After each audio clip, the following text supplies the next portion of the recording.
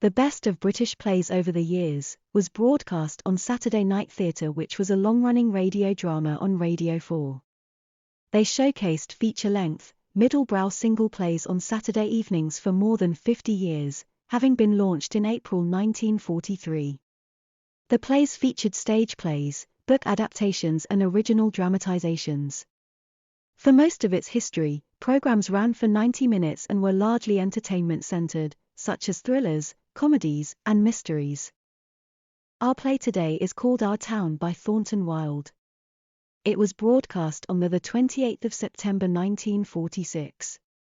The play is introduced and narrated by the stage manager, who welcomes the audience to the fictional town of Grover's Corners, New Hampshire, early on a May morning in 1901.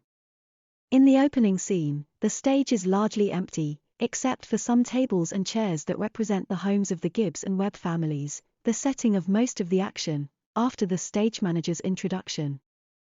The activities of a typical day begin. Howie Newsom, the milkman, and Joe Crowell, Jr., the paperboy, make their delivery rounds. Dr. Gibbs returns from delivering a set of twins at one of the homes in town. Mrs. Gibbs and Mrs. Webb make breakfast, send their children off to school, and meet in their gardens to gossip. This is the BBC Home Service.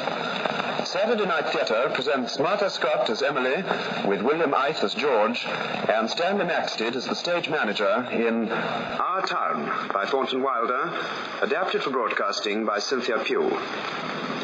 Our Town. Excuse me. Yes? The producer asked me to come and say a few words about this play, do the linking and so on. Oh, yes. You're the stage manager, aren't you? That's right. I stage managed the first production. New York it was, in 1938. Do I go ahead now? Yeah. Right. On a green light. Well, now, listeners, the name of our town's Grover's Corners, New Hampshire. It's just a little place. The population is 2,640. I'll try and give you a rough idea of the layout so that you can get a kind of mental picture. Right here, where I'm standing, is Main Street, with the post office, the town hall, and a row of stores with hitching posts and horse blocks in front of them. We don't have automobiles yet, for this is May the 7th, 1901. Just before dawn. Just before dawn, as I said. That was one of Mrs. Webb's cockerels. The Webbs live in this brownstone house, and the next to it belongs to Dr. Gibbs. Mr. Webb is editor and publisher of the Sentinel. That's our local paper. And he has two youngsters, Wally and Emily. And Dr. Gibbs, well, he's our doctor and a good friend to everybody in Grover's Corners. Yes, sir. He has two children, too, George and Rebecca. These two families are what you might call the principal characters in the story of our town. There's Doc Gibbs coming down Main Street now. Got a call at 1:30 this morning. Baby case it was. And here comes Joe Crowell delivering the daily paper. Our paper, the Sentinel. Morning, Doc. Morning, Joe. Want your paper now? Yes, I'll take it. Thanks.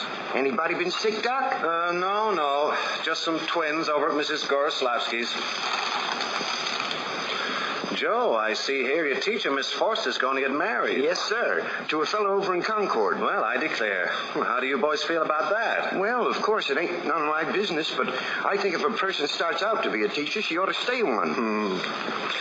How's How's your knee, Joe? Oh, fine, Doc. Never think about it at all. Only like you said, it always tells me when it's going to rain. Well, what's it telling you today? Going to rain? No, sir. Sure? Yes, sir. Your knee never makes a mistake? No, sir. Well, I'd best be getting along. Got the rest of Main Street to do yet. Oh, I'm tired. Fine pair of twins, those. Though Papa Gorslavsky's not too pleased about it.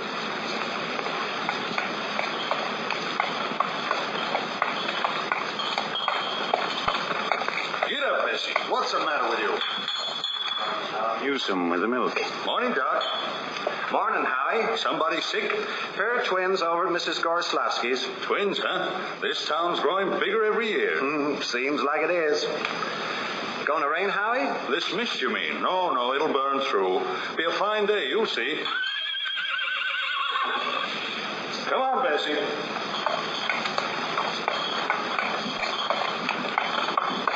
Takes her time, don't she? But there, how old is she, Howie? Going on 17.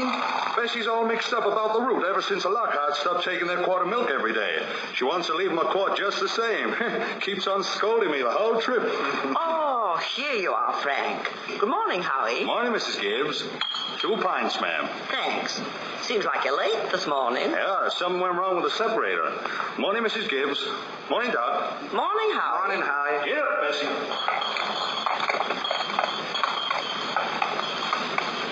Well, now, breakfast.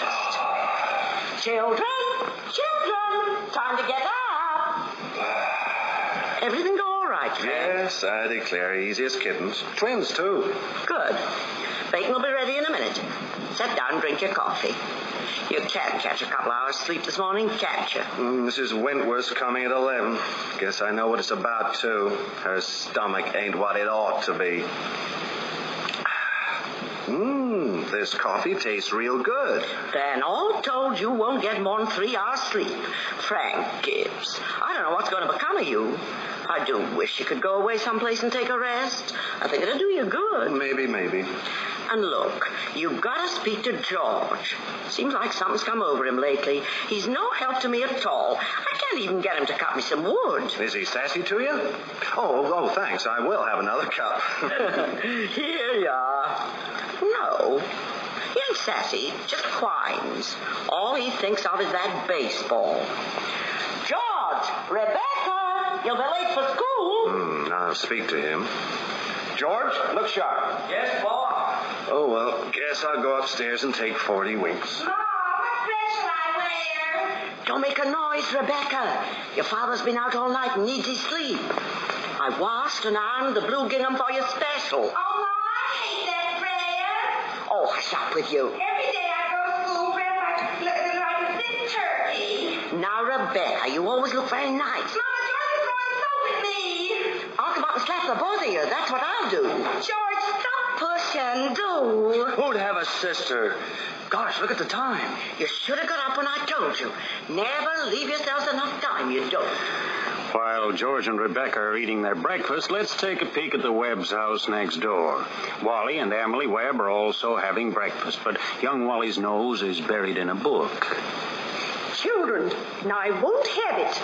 Breakfast is just as good as any other meal, and I won't have you gobbling like wolves. It'll stunt your growth, and that's a fact. Wally, put away your book. Oh, Ma, by 10 o'clock, I gotta know all about You Canada. know the rules well as I do. No books at table. But, Ma, teacher will be that You should have mad. done your homework last night.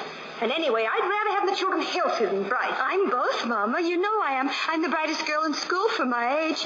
I have a wonderful memory. Eat your breakfast. Eat your breakfast. Mrs. Gibbs will be saying the same thing to George in a bit. Seems mothers are all the same the world over. Well, they gotta be. Yes, I thought so. Young George has stopped eating and is talking to his mother. If he were a clerk, I'd say he was asking for a raise. Has that earnest kind of look. So you see, Ma, if you would ask Pa... I'll speak to your father about it when he's rested and not before. All the same, seems to me 25 cents a week's enough for a boy of your age. I declare, I don't know how you spend it all. Oh, Ma, I got a lot of things to buy. Strawberry phosphates, that's what you spend it on. Well, I don't see how Rebecca comes to have so much money. She has more than $1. I've been saving it up. Gradual. Well, dear, I think it's a good thing to spend some every now and then. Mama, do you know what I love most than anything in the world, do you? Money. Miser, that's what you are. Eat your breakfast. Here's the first bell. Where's my books? I gotta go. Come on, George. Coming. Hello, Wally. Hello, Emily. Morning, George. Hello, Rebecca. Emily, wasn't that problem the most awful old thing? The one about the bathtub and all those drain pipes? Oh, I didn't know. I got it all right. You did? Oh, but then you're bright. Everyone says so. Now the chickens, that's the first thing. Corn's getting a bit low. Must order some more. Here. Cheep, cheep, cheep. No, go away, you. Here. Cheep, cheep. What's the matter with you? Fight, fight, fight. That's all you do. Hey, you don't belong to me. Oh, don't be so scared. Nobody's going to hurt you.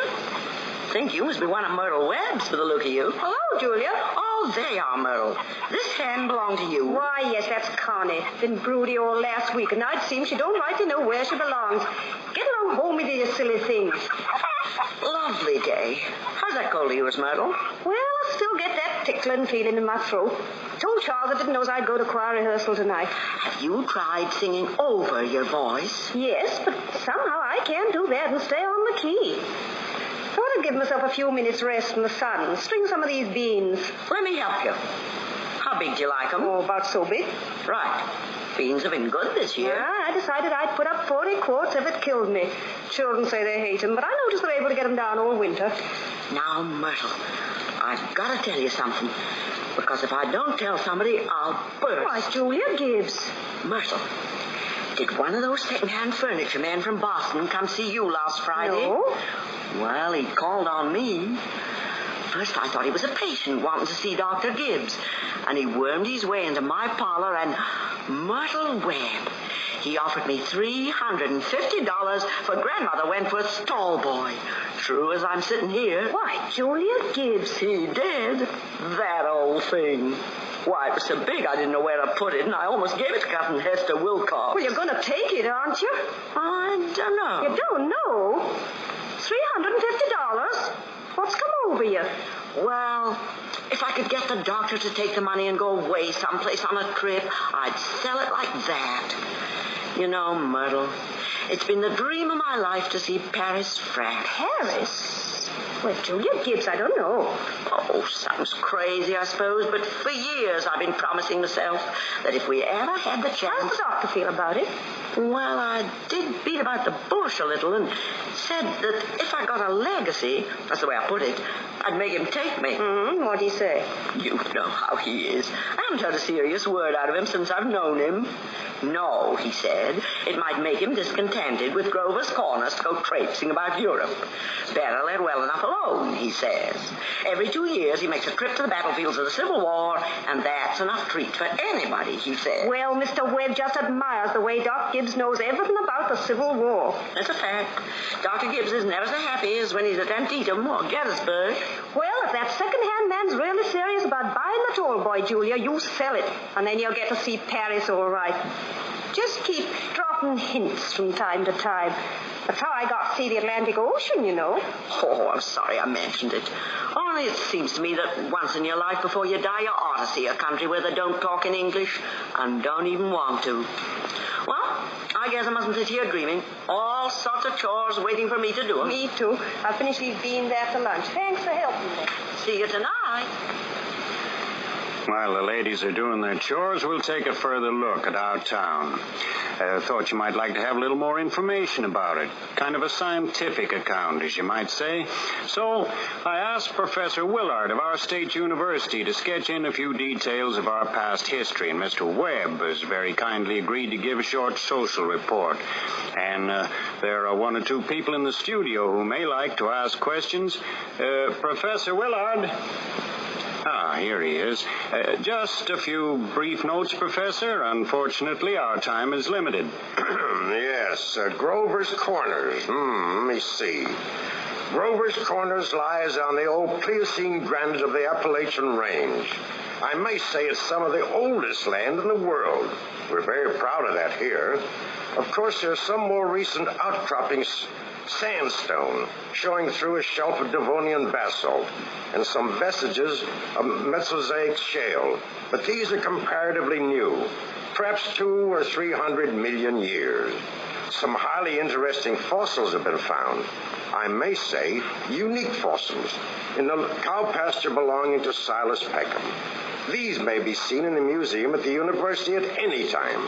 That is, any reasonable time. And the population, Professor Willard? Well, within the town limits, 2,640.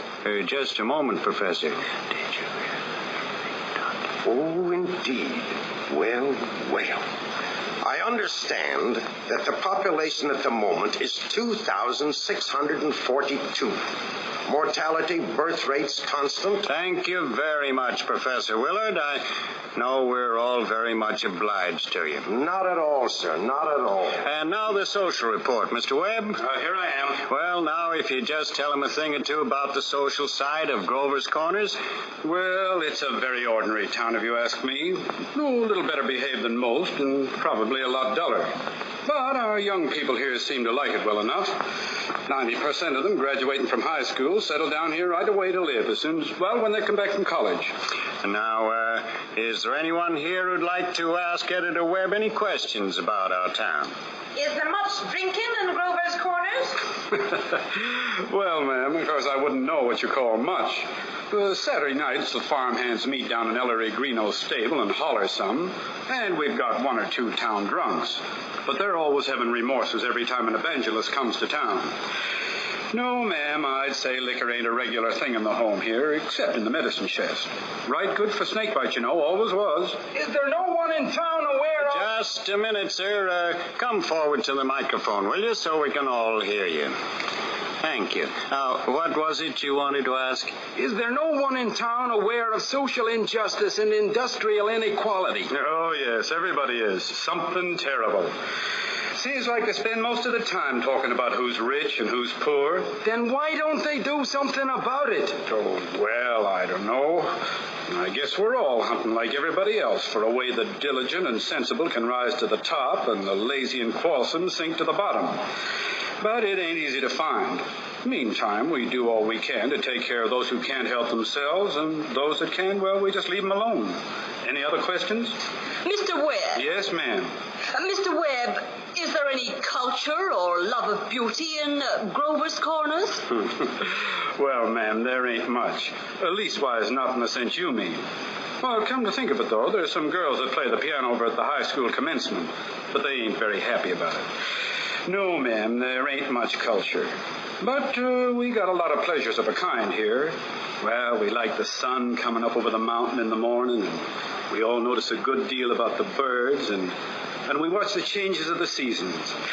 Yes, everybody knows about them.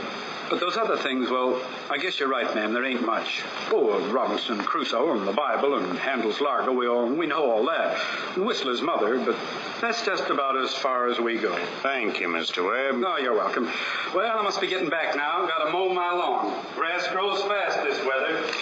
Now, we'll go back to the town. It's 2:00. All 2,642 have had their lunches, and all the dishes have been washed. Children have gone back to school. Only a few buggies on Main Street, horses dozing at the hitching posts. Doc Gibbs is in his surgery, tapping people and making them say, "Ah."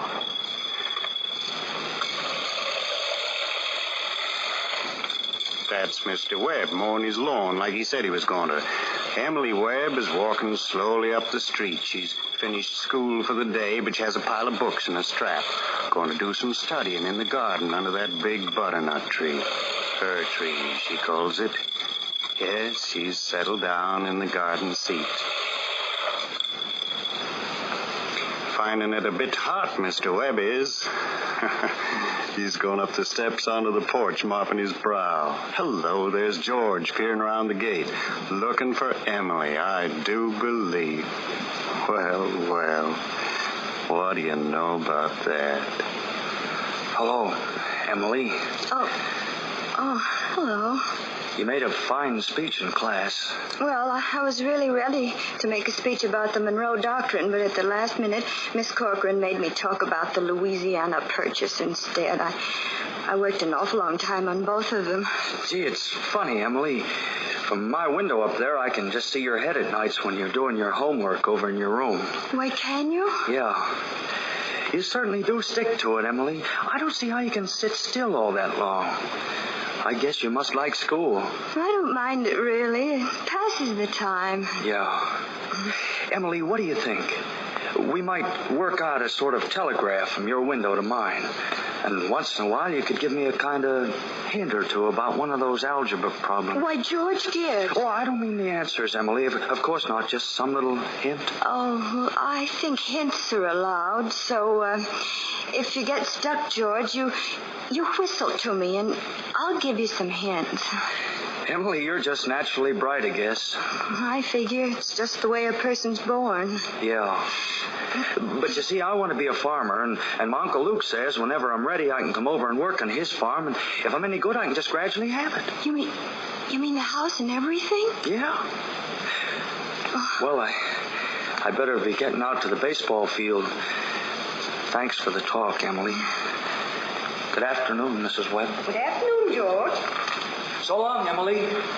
So long, George. Emily, you might help me string these beans for the winter. Well, George Gibbs let himself have a real conversation, didn't he? Why, he's grown up. How old would George be? Oh, I don't know. Let's see. He must be almost 16. Mama, I made a speech in class today. I was very good. You must recite it to your father at supper. What was it about? The Louisiana Purchase. It was like silk off a spool. I'm going to make speeches all my life. Oh, Mama, am I cutting these beans big enough? Try and get them a little bigger if you can. Mama, will you answer me a question? Serious? Seriously, dear, not serious. Seriously? Of course I will. Well, then, Mama, am I good looking? Well, yes, of course you are. Both my children got good features. I'd be ashamed if they hadn't. Oh, Mama, that's not what I mean. What I mean is, am I pretty? I've already told you yes. Now, that's enough of that. You have a nice, young, pretty face. I never heard of such foolishness. Oh, Mama, you never tell us the truth about anything. I am telling you the truth. Mama, were you pretty? Oh, yes, I was, if I do say it. I was the prettiest girl in town next to Mamie Cartwright, Banker Cartwright's daughter. But, Mama, you've got to say something about me. Am I pretty enough to get anybody? Well, to get people interested in me? Emily, you make me tired. Now stop it. You're pretty enough for all normal purposes. Come along now and bring that bowl of beans with you. Oh, Mama, you're no help at all. Talking of the Cartwrights, this seems a good moment to tell you that the Cartwright interests have just begun building a new bank in Grover's Corners. And they've asked a friend of mine what they should put in the cornerstone for people to dig up 1,000 years from now. Of course, they're putting in a copy of the New York Times and a copy of Mr. Webb's Sentinel and the Bible and a copy of the Constitution of the United States and a copy of Shakespeare's plays. Well, I'm going to have a copy of this play, Our Town, put in the cornerstone, so the people 1,000 years from now will know a few simple facts about us. More than just the Treaty of Versailles and the Lindbergh flight. See what I mean? So, people, 1,000 years from now, this is the way we were in the provinces north of New York at the beginning of the 20th century. This is the way we were in our growing up and in our marrying and in our living and in our dying. Now, we'll get back to Grover's Corners. It's evening. The day's running down like a tired clock.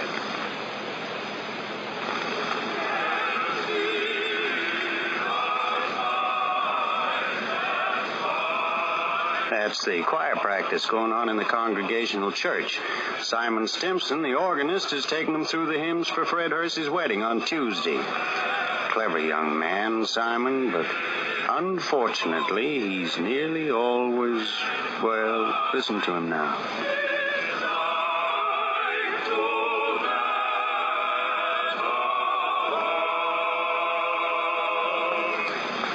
All right. Now do it again. And remember, ladies, music come into the world to give pleasure. Now try it again.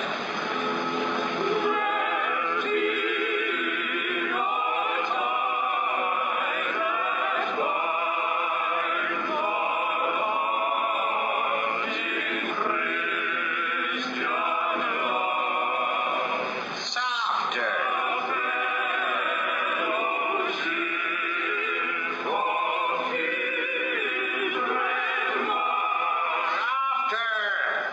Now look here, everybody. Get it out of your head that music's only good when it's loud. Now then, again.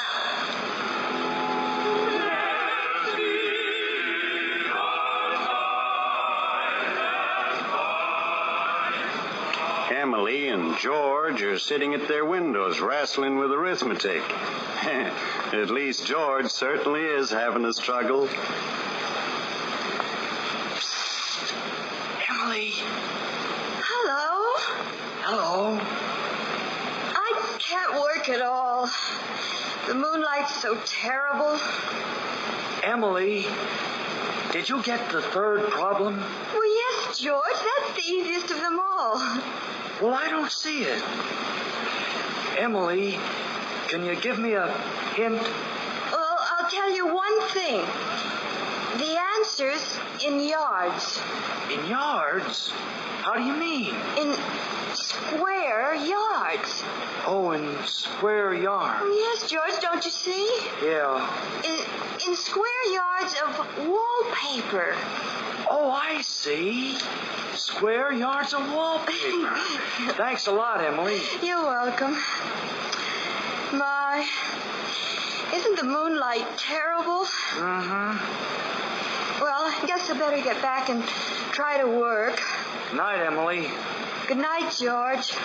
Doc Gibbs is sitting on the porch with a book, but he isn't reading. No, he's been thinking. George. Yes, Paul? Can you come down a minute? Coming. Just finishing my homework. I'll only keep you a minute. Sit down, son. George, how old are you? Me? I'm 16, almost 17. Well, what do you want to do after school's over? Well, you know, Pa, I want to be a farmer on Uncle Luke's farm. You'll be willing, will you, to get up early and milk and feed the stock? And you'll be able to hoe and hay all day? Sure I will. What do you mean, Pa? Well, George, while I was in my office today, I heard a funny sound, and what do you think it was? It was your mother chopping wood. Oh. There you see your mother getting up early, cooking meals all day long, washing and ironing, and still she has to go out in the backyard and chop wood. Well, I suppose she just got tired of asking you. Decided it was easier to do it herself. You eat her meals and put on the clothes she keeps nice for you, and you run off and play baseball. Like she's some hired girl we keep around the house and don't like very much. Oh, Pa. Well, I knew all I had to do was to call your attention to it. Well, here's a handkerchief, son. George, I've decided to raise your spending money 25 cents a week. Not, of course, for chopping wood for your mother, because that's a sort of present you give her, but because you're getting older. And I imagine there are lots of things you must find to do with it. Thanks, Pa. Now, let's see. Tomorrow's payday. You can count on it. Probably Rebecca will feel she ought to have some more, too. Well, good night. There, they're coming out of choir practice. I can hear your mother. Just about time you retired, don't you think? Yes, Pa. Good night. Good night, son. Now, do tell Mr. Webb. I'm sure he'll want to put it in the paper. Mrs. Soames is with them now. They'll be gossiping at the gate till all hours. I'm going in. Well, here we are. Real nice choir practice, wasn't it? Always like practicing for a wedding. Hymns are cheerful, sort of. Myrtle Webb, look at that moon, will you? If that isn't potato weather, I don't know what it is. I didn't want to say a word about it in front of the others, but now that we're alone, Well, really, it's the worst scandal that ever was in this town. What? Well, Simon Stimson. Now, Luella, so... But, Julia, to have the organist of a church drunk year after year. Luella. Well, Julia, you know he was drunk tonight. Now, Luella, we all know about Mr. Stimson, and we all know about the troubles he's been through, and Dr. Ferguson knows too. And if Dr. Ferguson keeps him on there in his job, the only thing the rest of us can do is just not to notice it. Not to notice it, but it's getting worse. No, it isn't, Luella. It's getting better. I've been in that choir twice as long as you have, and it doesn't happen anywhere near so often.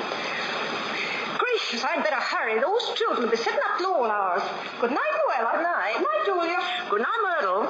Can you get home safe, Luella? Oh, it's as bright as day. I can see my husband scowling at the window now. Really, you'd think we'd been to a dance the way men folk carry on. Good night, Julia. Good night, Luella. See you someday. See you then. Oh, so here you are. Mm-hmm. We had a real good time. Oh, you're late enough. Why, Frank, it ain't any later than usual. And you stopping at the gate to gossip with a lot of hens. Now, Frank, don't be grouchy. Come out a minute and smell my heliotrope in the moonlight. There. Isn't that wonderful? Yes, wonderful. What did you do all the time I was away? Oh, I read as usual. What were the girls gossiping about tonight?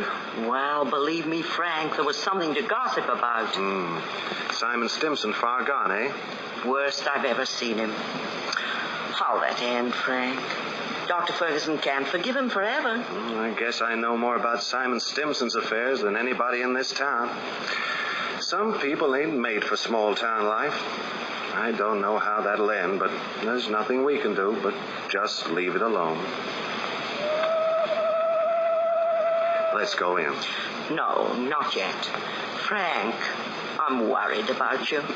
What are you worried about? I think it's my duty to make plans for you to get a real rest and change. And if I get that legacy, I'm going to insist on it. Now, Julia, there's no sense in going over that again. Frank, you're just unreasonable. Come on, Julia, it's getting late. First thing you know, you'll catch cold. I gave George a piece of my mind tonight. Reckon you'll have your wood chopped for a while anyway. 9:30 p.m. Most of the lights in town are out. There's Constable Warren trying a few doors on Main Street, and here comes Editor Webb after putting his newspaper to bed. Good evening, Bill. Evening, Mr. Webb. Quite a moon. Yeah. All quiet tonight, Bill? Simon Stimson's rolling around a little. Just saw his wife moving out to hunt for him, so I looked the other way. I don't know how that's going to end, Mr. Webb. Oh, well, he's seen a peck of trouble, one thing after another. Oh, say, Bill, if you see that boy of mine smoking cigarettes, just give him a word, will you? He thinks a lot of you. I don't think he smokes no cigarettes, Mr. Webb. Leastways, not more than 2-3 year. Well, I hope not. Well, good night, Bill. Night, Mr. Webb. Hey, who's that up at that window? Is that you, Myrtle? No, it's me, Papa. Emily. Hey, why aren't you in bed? I don't know. I just can't sleep yet, Papa. The moonlight's so wonderful, and the smell of Mrs. Gibbs' heliotrope. You haven't any troubles on your mind, have you, Emily? Troubles, Papa? No. Oh, well, don't let your mother catch you. Good night, Emily. Good night, Papa.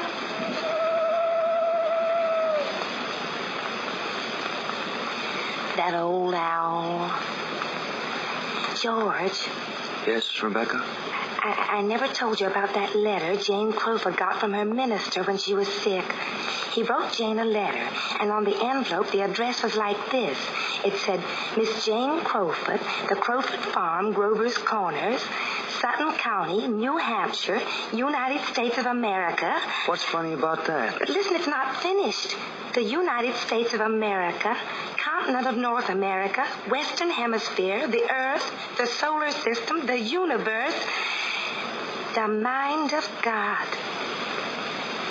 That's what it said on the envelope. What do you know? Yep. And the postman brought it just the same. Well, what do you know? Well, I better be getting back to bed. Night, George. Night, Rebecca.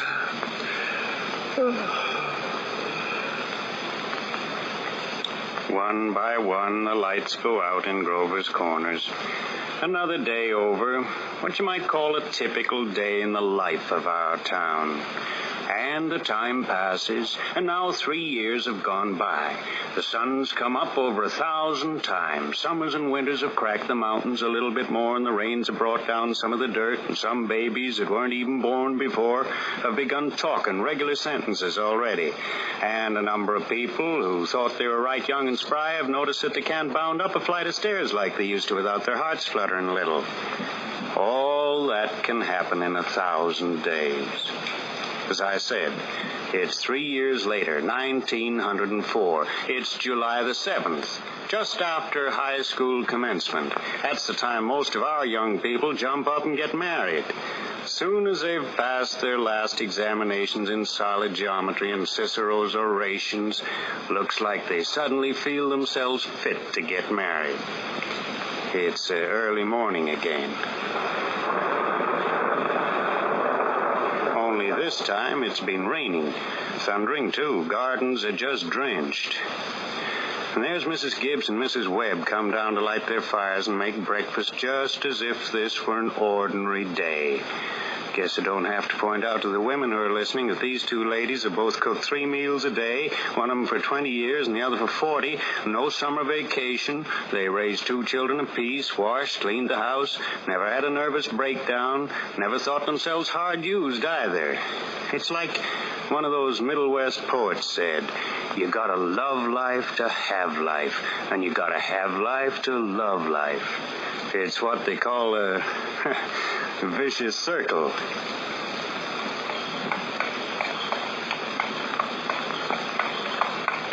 Get up, Bessie. Here comes Howard Newsom and Bessie delivering the milk. And there's Cy Kroll delivering the papers like his brother before him. Morning, Howie. Morning, Si. Anything in the paper I ought to know? Nothing much, except we're losing about the best baseball pitcher Grover's Corners ever had. George Gibbs. Yeah, I reckon he is. Now all he'll be doing is pitching hay. Whoa, Bessie, guess I can stop and talk if I've a mind to.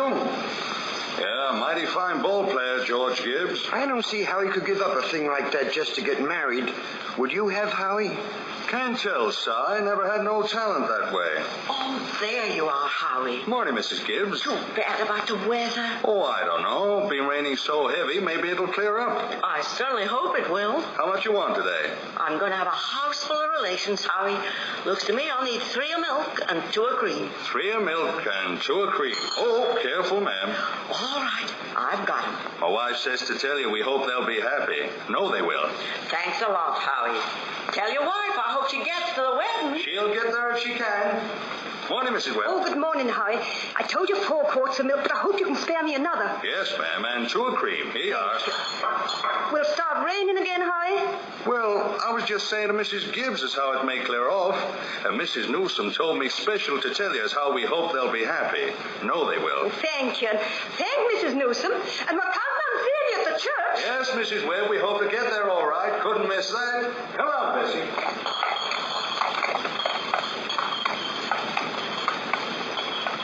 Mrs. Gibbs is busy about the kitchen getting breakfast.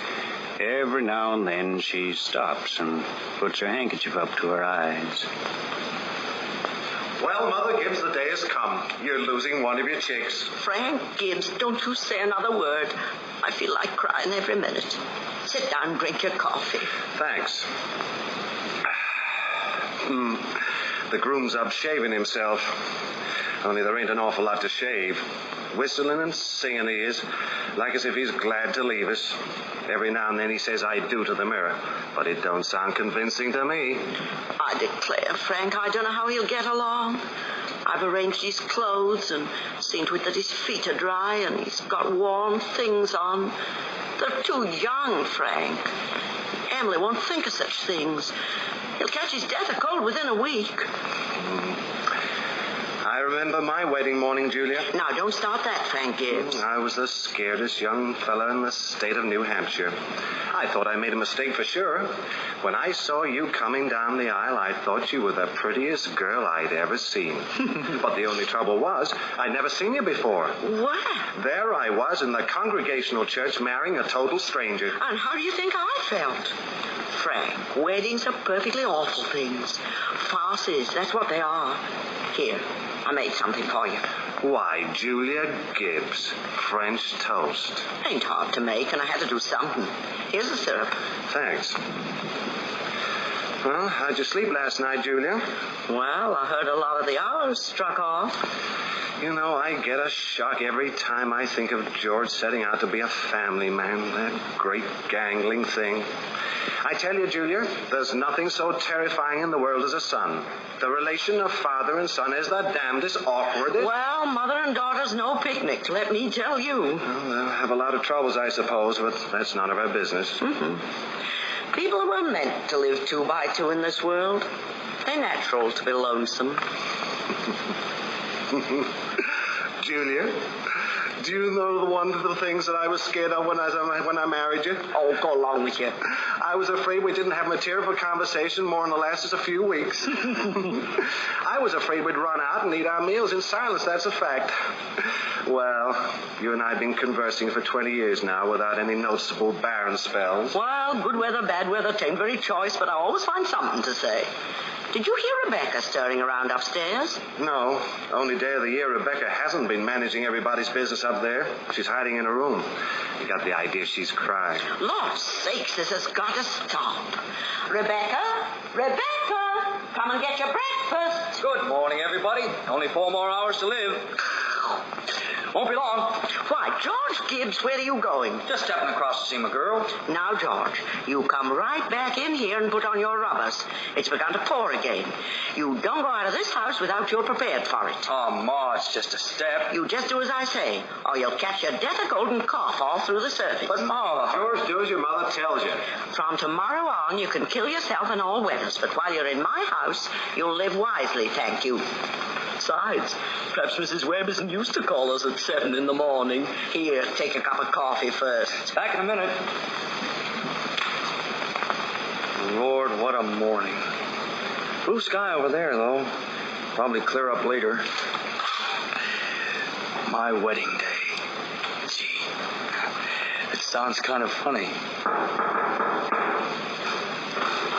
Morning, Mother Webb. Oh, good morning, George. Goodness, you frightened me. Now, George, I hate to say it. You can stand here on the porch a minute out of the rain. But really, you understand, George, I can't ask you in. Why not? Why, George, you know as well as I do. The groom can't see his bride on his wedding day, not until he sees her in church. Oh, it's just a superstition. Morning, Mr. Webb. You don't believe in that superstition, do you? Well, there's a lot of common sense in superstitions, George. Millions have followed it, George, and don't you be the first to fly in the face of custom. I tell you, you're not seeing Emily. Well, not yet, that is. How is Emily? I haven't heard a sound out of her yet. Emily's asleep. Oh, no wonder. We was up till all hours, sewing and packing. Now, I tell you what I'll do, George. You sit down here a minute with Mr. Webb and drink this cup of coffee, and I'll run upstairs and see she don't come down and surprise you. There's some bacon, too, but don't be long about it. Well, George, how are you? Me? Oh, I'm fine. Mr. Webb, what common sense could there be in a superstition like that? Well, George, on the wedding morning, a girl's head is full of, clothes and one thing another. Don't you think that's probably it? Well, yes, I never thought of that. Sure. Girls apt to be a mite nervous on her wedding day. Here, have some more coffee. Oh, thanks. Gee, I wish a person could get married without all that marching up and down. Yeah, every man that's ever lived has felt that way, George, but it hasn't been any use. Now, it's the women folk who've built up weddings, my boy. And so for a while now, the women have it all their own way. Yes, sir, a man looks pretty small at a wedding, George. All those good women standing shoulder to shoulder, making sure the knot's tied in a mighty public way. Well, you believe in it, don't you, Mr. Webb? Oh, yes. Yes, of course I do. Now, don't misunderstand me, George. Marriage is a wonderful thing, don't forget that. No, sir. Mr. Webb, How old were you when you got married? Oh, well, you see, I'd been to college, and I'd taken a little time to get settled. But Mrs. Webb, now, she wasn't much older than Emily is. Oh, age hasn't got much to do with it, George, compared with well, other things. Pass me the butter, will you, please? Oh, here you are. What were you going to say, Mr. Webb? Oh, I don't know. Was I going to say something? Well, I thought... George, you know, I was remembering the other night the advice my father gave me when I got married. Yes, he said, Charles, he said, now look, start right off showing who's boss. Best thing to do is to give an order about something, even if it don't make sense. Just so she'll learn to obey, he said. Well, but I... Yes, and then he said, now, if there's anything about her that irritates you, her conversation or anything, just get right up and leave the house. That'll make it clear to her. Oh, yes. And he said, never let your wife know how much money you have.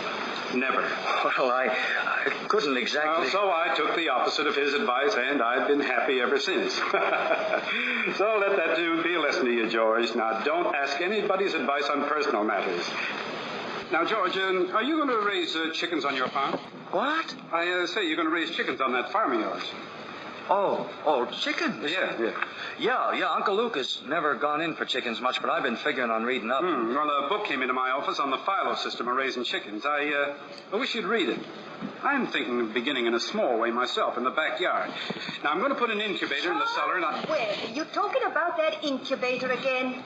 Well, I thought you two would be talking about things worthwhile. Well, of course, Myrtle. If you want to give the boy some good advice, I'll just go upstairs. George, Emily's got to come down and eat her breakfast. She sends you a love, but she doesn't want to lay her eyes on you, so run along now. Goodbye. I'm just going, Mrs. Webb. Goodbye. Myrtle, I guess you didn't know about that older superstition. What do you mean, Charles? Since the caveman. No bridegroom should see his father-in-law on the day of the wedding or near it. Now remember that. But I never... Oh, well. I better get on with the dishes. I have to interrupt again here. You see, we want to know how all this began, this wedding, this plan to spend a lifetime together. I'm awfully interested in how big things like that begin. You know how it is. You're 21 or 22 and you make some decisions, and then you're 70. You've been a lawyer for 50 years, and that white-haired lady by your side has eaten over 50,000 meals with you. How do such things begin? George and Emily are going to show you now the conversation they had when they first knew that, as the saying goes, they were meant for one another. But before they do that, I want you to try and remember what it was like when you were very young, and particularly the days when you were first in love, when you were like a person sleepwalking and you didn't quite see the street you were walking in and you didn't quite hear everything that was said to you. You're just a little crazy. Will you remember that, please? Now, they'll be coming out of high school at 3 o'clock. George has just been elected president of the senior class for the next 12 months, and Emily's been elected secretary and treasurer. Bye, Louise. Bye, Ernestine. Yes, they're coming out now and going their ways home. Emily has just turned the corner and is coming up Main Street. Her book's under her arm, and here comes George hurrying after. Emily. Hey, Emily. Can I carry your books home for you? Why, thank you. It isn't far. Excuse me a minute, Emily, will you? Hey, Bob, if I'm a little late at the field, start practicing. Give Herb some long high ones. Right. I'm awful glad you were elected, Emily. Thank you. Emily, why are you mad at me? Oh, I'm not mad at you. You've been treating me so funny lately. Well, since you asked me, I might as well say it right out, George. I don't like the change that's come over you in the last year. What do you mean? Well, up to a year ago, I used to like you a lot, and I used to watch you while you did everything because we'd been friends for so long, and then you began spending all your time at baseball, and you never stopped to speak to anybody anymore. Not to really speak, not even to your own family you didn't, and George, it's a fact. Ever since you've been elected captain, you got awful stuck up and conceited, and all the girls say so, and it hurts me to hear him say it. But I gotta agree with him a little because it's true. Gosh, Emily, I guess it's hard for a fella not to have some faults creep into his character. I always expect a man to be perfect, and I think he should be. Oh, I don't think it's possible to be perfect, Emily. Well, my father is. And as far as I can see, your father is. There's no reason on earth why you shouldn't be, too. Well, I feel it's the other way round. That men aren't naturally good, but girls are. Well, you might as well know right now that I'm not perfect. It's not as easy for a girl to be perfect as a man because, well, we girls are more nervous. Oh, now I'm sorry I said all that about you. I don't know what made me say it. Emily. No, I can see it's not the truth at all, and suddenly I feel it's not important anymore. Emily, would you like an ice cream soda or something before you go home? Well, thank you. I would. Well, we'll see what the Morgans have got. Come on in. Afternoon, Mr. Morgan. Hello, George. Hello, Emily. Now, what do you have? Why, Emily Webb, what have you been crying about? She got an awful scare, Mr. Morgan. That hardware store wagon almost ran over her. Everybody says Tom Huckins drives like a crazy man. Yes, he does. Here, take a good drink of water, Emily. Why, you look all shook up. Well, thank you. I tell you, you gotta look both ways before you cross Main Street these days. That's right. Now, drink it all up. Now, what do you have? Oh, I'll have a strawberry phosphate, Mr. Morgan. Oh, no, Emily. You have a soda with me. Well, 2 strawberry ice cream sodas, Mr. Morgan. 2 strawberry ice cream sodas, yes, sir.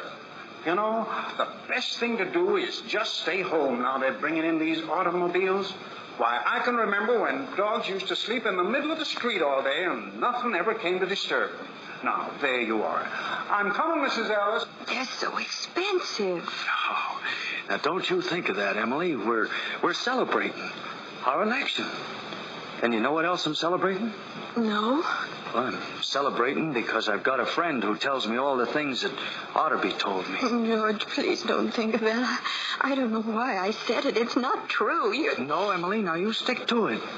I'm glad you spoke to me like you did, but you'll see I'm going to change so quick, you'll bet I'm going to change. And, well, Emily, I want to ask you a favor. What? Emily, if I go away to State Agriculture College next year, will you write me a letter once in a while? I certainly will, George. It certainly seems like being away 3 years, you'd get out of touch with things. Maybe letters from Grover's Corners wouldn't be so interesting after a while. Grover's Corners isn't a very important place when you think of all New Hampshire. But I think it's a very nice town. A day wouldn't come when I wouldn't want to know everything about our town. Well, I'll try to make my letters interesting. You know, Emily, whenever I meet a farmer, I ask him if he thinks it's important to go to agriculture school to be a good farmer. Why, George. Yeah, and some of them say it's even a waste of time. And you can get all that stuff anyway in the pamphlets the government sends out. And Uncle Luke's getting old. He's about ready for me to start in taking over his farm tomorrow if I could. My. And like you say, being gone all that time and other places and meeting other people, gosh, well, anything like that can happen. I don't want to go away. I guess new people probably aren't any better than the old ones. I'll bet they almost never are. Emily, I feel that you're as good a friend as I've got. I don't need to go and meet people in other towns. But, George, maybe it's very important for you to go and learn all that about cattle judging and soils and those things. Of course, I don't know. Emily, I'm going to make up my mind right now. I won't go. I'll tell Pa about it tonight. Why, George, I don't see why you have to decide right now. It's a whole year away. Emily, I'm glad you spoke to me about that fault in my character. What you said was right, but there was one thing that was wrong in it. That's where you said I wasn't noticing people and you, for instance. Why, you say you were watching me when I did everything, and, well, I was doing the same about you all the time. Were you, George? Sure. I always thought about you as one of the chief people I thought about. I always made sure where you were sitting and who you're with. And for 3 days now, I've tried to walk home with you, but something always got in the way. And for you, and you walked home with Miss Corcoran. Oh, Oh, George. Life's awful funny. How could I have known that? I thought... Listen, Emily, I'm going to tell you why I'm not going to agricultural school.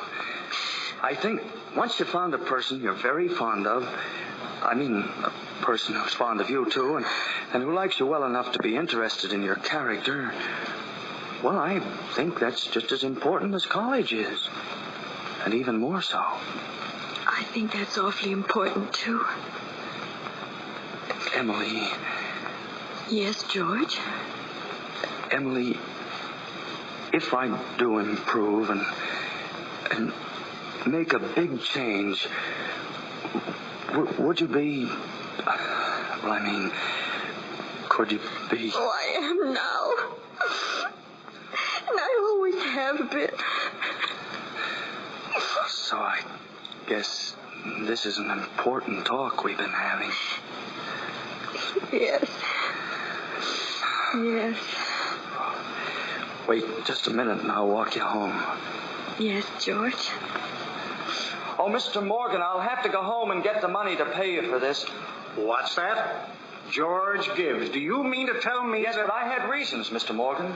Look, here's my gold watch to keep until I come back with the money. That's all right, George. You keep your watch. I'll trust you. I'll be back in 5 minutes. I'll trust you 10 years, George. Not a day over.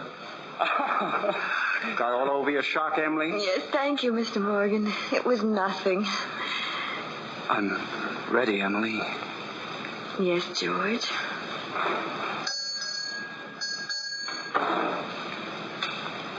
There they go, side by side. Very straight, radiant, not looking at each other. Well, that's how it began. And now we'll get on with the wedding.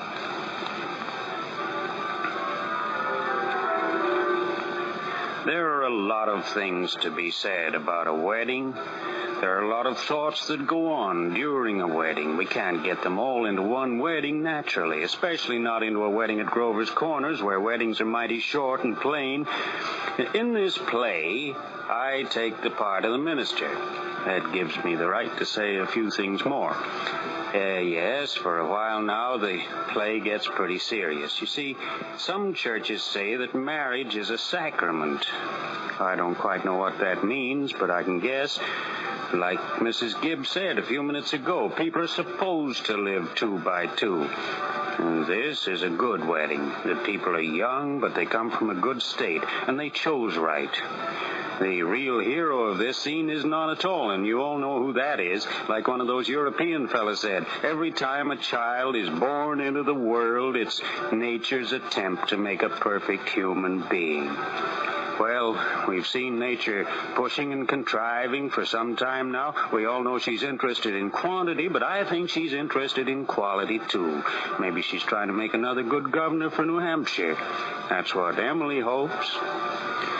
Well, that's all my sermon. It wasn't very long, anyway. Here they come into the church. The townspeople and friends, and up in the front the relations, the Gibbs and Mrs. Webb. Mrs. Webb is crying a little.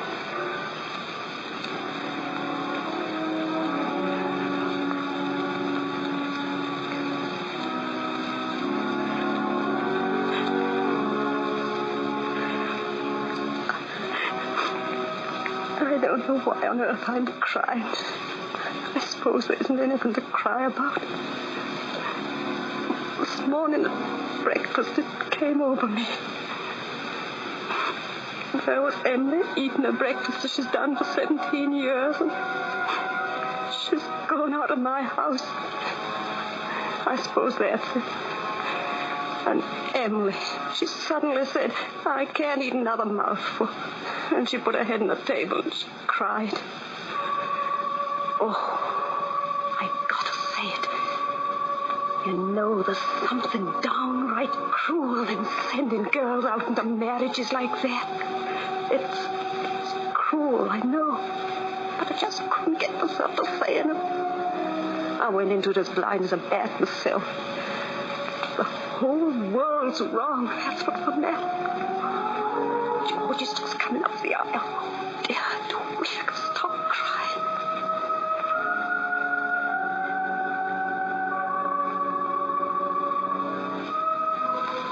Yes, as I said, there's a lot of thoughts go on at the wedding. George, for instance, is looking kind of pale and tense as he comes slowly up the aisle. He's thinking of a few minutes ago when he reached the church and stood in the porch looking at all those people waiting inside.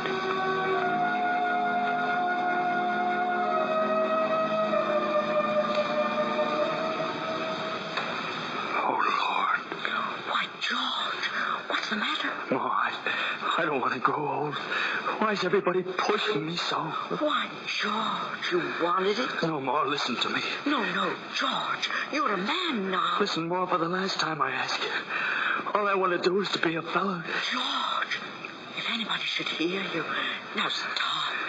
Oh, I'm ashamed of you. Oh, well. Where's Emily? She'll be here any minute. George, you gave me such a turn. Oh, cheer up, Ma. I'm getting married. Come on in. No. Let me catch my breath a minute. Now, Ma, you say Thursday nights. Emily and I are coming over to dinner every Thursday night. You'll see. Why, Ma, what are you crying for? Come on, we got to get ready for this.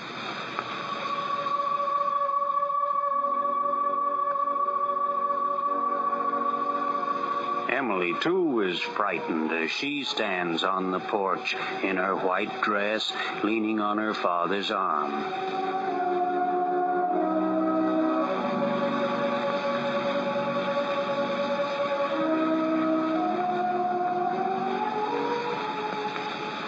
I never felt so alone in my whole life. And George, standing up there waiting for me, I hate him. I wish I were dead. Papa. No, Emily, don't get upset. Papa, darling, I don't want to get married. Why can't I stay for a while just as I am? Let's go away. No, Emily, now stop and think a minute. Don't you remember what you used to say all the time, that I was your girl? Well, there must be lots of places we can go to. I'd work for you. I'd keep house. No, you mustn't think of such things.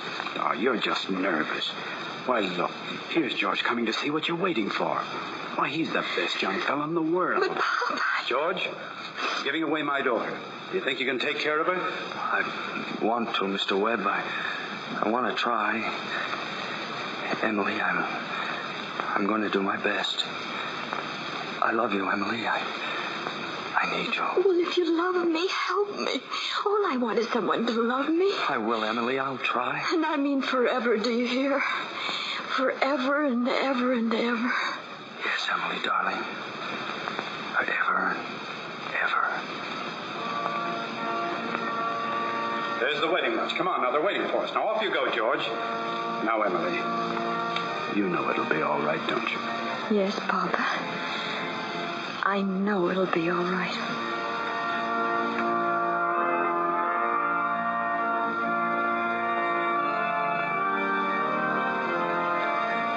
Here she comes. Oh, doesn't she make a lovely bride?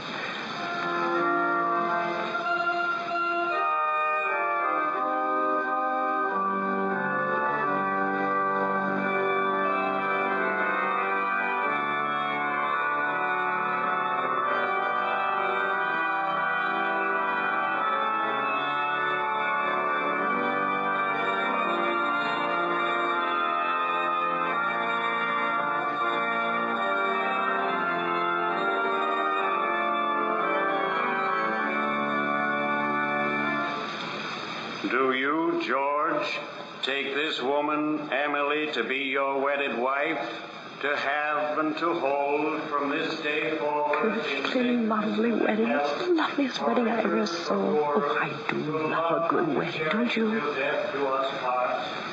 I do. Do you, Emily, take this man, George, to be your wedded husband? I know when I've seen such a lovely wedding, but I always cry. I don't know why it is, but I always cry. I just like to see young people happy. I do. Now he's slipping a ring on her finger. It's just as it might be me and Mr. Soames. Oh, I think it's lovely.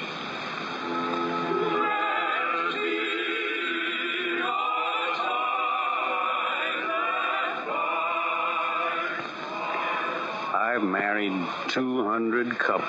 Do I believe in it? I don't know. I suppose I do. M married N. Millions of them.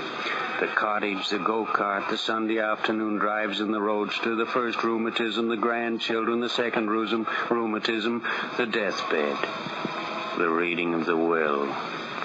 Once in 1,000 times, it's interesting.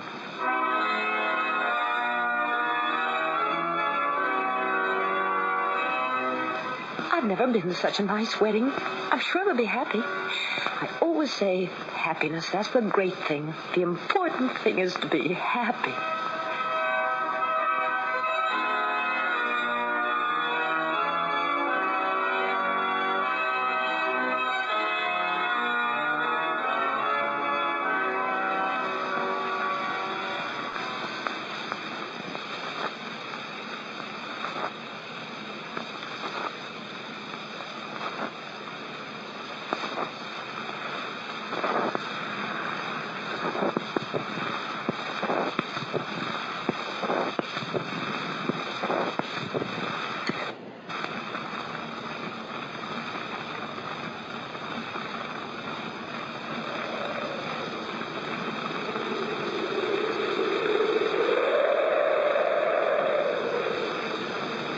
This time, 9 years have gone by, friends. It's summer 1913. Gradual changes in Grover's Corners. Horses are getting rarer. Farmers coming into town now in cars. You'd be surprised, though. On the whole, things don't change much around here. By the way, we're not in Main Street now. No, this is the cemetery. And it lies above the town on a windy hilltop. Lots of sky, lots of clouds, often lots of sun and moon and stars. You can see Grover's Corners way down there. And over to the west, there are hills and hills, range on range of them. Awful blue they are. Yes, beautiful spot up here. Mountain laurel and lilacs. Over there under the trees are some Civil War veterans, iron flags on the graves. New Hampshire boys had a notion that the Union ought to be kept together, though they'd never seen more than 50 miles of it themselves. All they knew was the name, friends. The United States of America. And they went and died about it. This here's the new part of the cemetery. See those people sitting there in a long, straight row? They're some of the people you met in Grover's Corners. Your friend, Mrs. Gibbs, she died 2 years last fall. And there next to her is Simon Stimson. Remember, the organist at the church? And Mrs. Soames, who was enjoying the wedding so much, she's here, too. They're just sitting here quietly in the sun and the rain, looking on, you might say. Oh, they talk to each other now and then in a detached kind of way, but most of the time they're just sitting quiet and contented, the way you see them now. You know, the dead don't stay interested in us living people for very long. Gradually they let go their hold of the earth, the ambitions they had and the pleasures they had and the things they suffered and the people they loved. They're waiting for something they feel is coming, something important and great. Aren't they waiting for the eternal part in them to come out clear? Some of the things they're going to say maybe will hurt your feelings, but that's the way it is. Mother and daughter, husband and wife, enemy and enemy, miser and money, all those terribly important things kind of grow pale around here. And what's left? What's left when memory's gone and your identity, Mrs. Smith? Well, here are some living people. There's Joe Stoddard, our undertaker, supervising a new-made grave. And here comes Sam Craig, a Grover's Corners boy that left town to go out west. Good afternoon, Joe Stoddard. Remember me, Sam Craig? Why, gracious sakes alive. Of course, I should have known you'd be back for the funeral, Sam. Say, you've been away a long time. Over 12 years. But I happened to be over this side when I got news of my cousin's death, so I thought I'd combine things a little and come back and see the old home.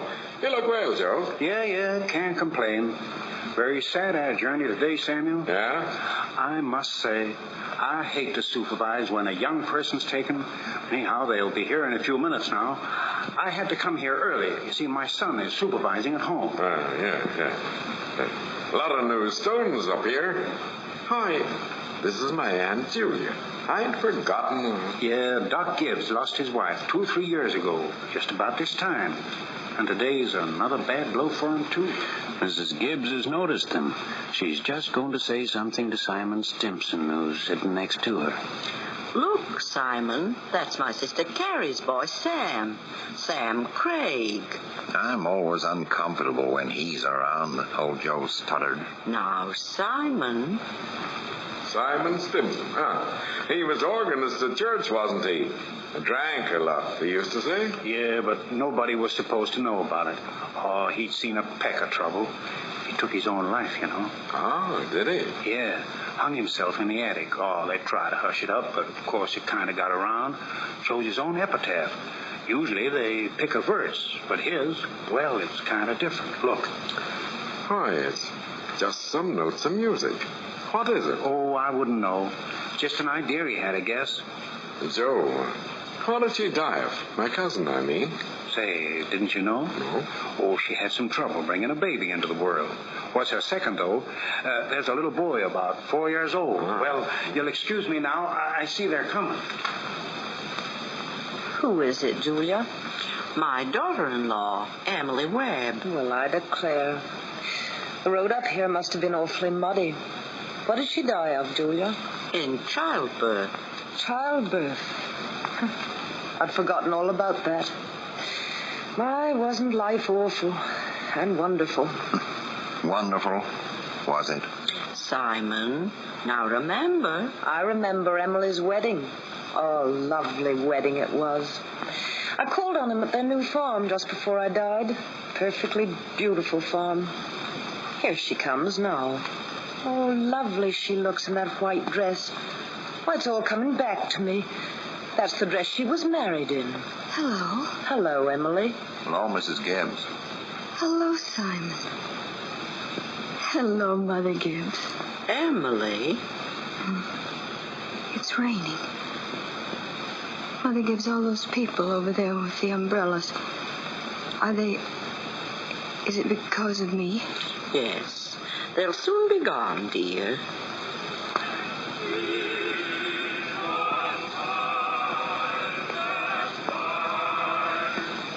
Papa remembered that was my favorite hymn. How nicely they sang it.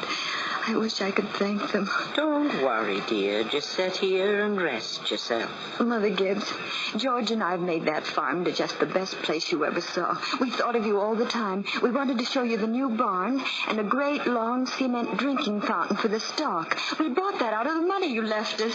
I did? Oh, don't you remember, Mother Gibbs, the legacy you left us? Why, it was over $350. Yes. Well, there's a patent device on this drinking fountain so that it never overflows, Mother Gibbs, and it never sinks below a certain mark they have there. It's fine. It won't be the same to George without me, but it's a lovely farm. Look, the people are beginning to go now. They look so sad, all of them. Live people don't understand, do they? No, dear. Not very much. They're sort of shut up in little boxes, aren't they? I feel as though I knew them last 1,000 years ago. Mother Gibbs, when does this feeling go away? Of being one of them? Dear, just wait and be patient. They've nearly all gone now. Look, Father Gibbs is bringing some of my flowers to you. He looks just like George, doesn't he? Oh, Mother Gibbs, I never realized before how troubled and how how in the dark live persons are. Look at him. I loved him so. From morning till night. That's all they are. Troubled. Troubled? Yeah. They haven't all gone. There's a man just coming up the path. Oh, he's often here. Is he one of them? I don't know, really. What is it he calls himself, Luella? That man? He's the stage manager. Stage manager, that's it. He talks to us sometimes. He reminds me of someone. I can't think who. Don't worry about it, dear. Oh, he's awful like the minister who married us, George and me. Maybe. I don't remember. If only one could go back. Mother Gibbs, one can go back. Back there again into living. I feel it. I know it. Why, just then for a moment I was thinking about the farm, and for a minute I was there, and my baby was on my lap as plain as day. Yes, of course you can. I can go back there and live all those days over again. Why not? All I can say is, Emily, don't. But why not? I'll ask that man, the stage manager. Didn't you call him? It's true, isn't it? I can go and live back there again. Yes. Some have tried, but they soon come back here. Don't do it, Emily. Emily, don't. It's not what you think it'd be. But Mrs. Soames, You not only live it, but you watch yourself living it. Yes? And as you watch it, you see the thing that they down there never know. You see the future. You know what's going to happen afterwards. But isn't that painful? Why? That's not the only reason why you shouldn't do it, Emily. Our life here is to forget all that. Oh, no. And think only of what's ahead. And be ready for what's ahead. When you've been here longer, you'll understand. But, Mother Gibbs, how can I ever forget that life? It's all I know. It's all I had. Oh, Emily, it isn't wise. Really, it isn't. But it's a thing I must know for myself. I'll choose a happy day anyway. No. At least, choose an unimportant day. Choose the least important day in your life. It'll be important enough. Then it can't be since I was married. Or since the baby was born. I can choose a birthday at least, can't I? Yes. Well, I choose my 12th birthday. All right. It's February the 11th, 1899, a Tuesday. We'll begin at dawn. You remember it had been snowing for several days, but it stopped the night before and they'd begun clearing the roads. Look, over there. The sun's coming up.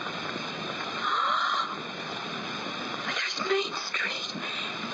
And that's Mr. Morgan's drugstore before he changed it. And there's the livery stable. Yes, this is 14 years ago. Oh, that's the town I knew as a little girl. And look, there's the old white fence that used to be around our house. And my dear butternut tree. Oh, I'd forgotten that. I love it so. Do you see who's coming down the street? It's our policeman. And there's Howie Newsom and Bessie and Joe Crow. But they're dead. All of them, they died. Look at the house. The house, yes. Are they inside? Yes, your mother will be coming downstairs in a minute to make breakfast. Yes, look, there she is, shaking the grate at the door. Lovely to see you. Children, Wally, Emily, time to get up. Oh, how young Mama looks. I didn't know Mama was ever that young. I'm here, Mama, I'm here. You can come and dress for the kitchen fire if you like, but hurry. Your father should be home any minute now. Remember, Emily? Your father came back on the early morning train. He'd been to his old college to make a speech way back in western New York. Look, here he is on the porch, shaking the snow off his boots. Oh, yes. Papa, dear Papa. Good morning, Mother. How did you go, Charles? Oh, fine, I guess. I told them a few things. Everything all right here? Yes, can't think of anything that's happened special. Been right cold. 10 degrees below, Howie Newsom says. Well, it's been colder than that at Hamilton College. Students' ears are falling off. It ain't Christian. Oh, I remember him saying that. Papa, that joke of his, I remember how it made us laugh. Did the paper have any mistakes in it? None that I noticed. Coffee's ready when you want it. Oh, good. Charles, don't forget it's Emily's birthday. Did you remember to get her anything? Yes, I've got it in my pocket. Where's my birthday girl? Don't interrupt her now, Charles. You can see her at breakfast. She's slow enough as it is. Hurry up, children. 7 o'clock. Now, I don't want to call you again. Oh, I can't bear it. They're so young and beautiful. Why did they ever have to grow old? Mama, I'm here. I'm grown up. Oh, I love you all. Everything. I can't look at everything hard enough. Can I go in? Yes, you can go in.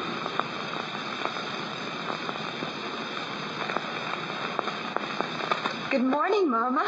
Well, now, dear, very happy birthday to my girl. Many happy returns. There are surprises waiting for you on the kitchen table. She doesn't seem to see me as I am, only as I used to be. I wanted so much to kiss her. She turned away to the stove almost as if I wasn't there. You see, it's always like that. Oh, Mama, you shouldn't have bothered. I can't go on. Listen, your mother's saying something to you. Now, Emily, birthday or no birthday, I want you to eat your breakfast good and slow. I want you to grow up and be a good, strong girl. That in the blue paper is from your Aunt Carrie. And I reckon you can guess who brought the postcard album. I found it on the doorstep when I brought in the milk. George Gibbs. Must have come over in the cold pretty early. Right nice of him. George, I'd forgotten that. If only she'd look at me. Mama, just look at me for 1 minute as though you really saw me. But Mrs. Webb is busy stirring oatmeal at the stove, placid and smiling. She doesn't hear her. That's the way it is. Always. Mama, 14 years have gone by. I'm dead. You're a grandmother, Mama. I married George Gibbs, Mama. Wally's dead, too. Mama, his appendix burst in a camping trip to Crawford Notch. We felt just terrible about it, don't you remember? But now, just for a moment, we're all together. Mama, just for a moment, let's be happy. Let's look at one another. That's the yellow paper, something I found in the attic among your grandmother's things. You're old enough to wear it now, and I thought you'd like it. And this is from you. Oh, Mama, it's lovely. It's just what I want. Well, I hoped you'd like it. Hunt it all over. Wally has something for you, too. Made it at manual training class, and he's very proud of it. Be sure you make a big fuss about it. And your father has a surprise for you. Don't know what it is myself. Here he comes. Well, where's my birthday girl? They don't see me, either of them. They only see someone who used to be me. I can't bear it. That's a good girl. Sit down and eat your breakfast. Where's my birthday girl? I can't go on. It goes so fast. We haven't time to look at one another. I didn't realize. So all that was going on, and we never noticed. Take me back up to the hill to my grave, but first wait. One more look. Goodbye. Goodbye, world. Goodbye, Grover's Corners, Mama and Papa. Goodbye to clocks ticking, my butternut tree and new iron dresses and hot baths and sleeping and waking up. Oh, Earth, you're too wonderful for anyone to realize. You tell me, do any human beings ever realize life while they live it, every minute? No. Saints and poets, maybe. They do. Some. I'm ready to go back.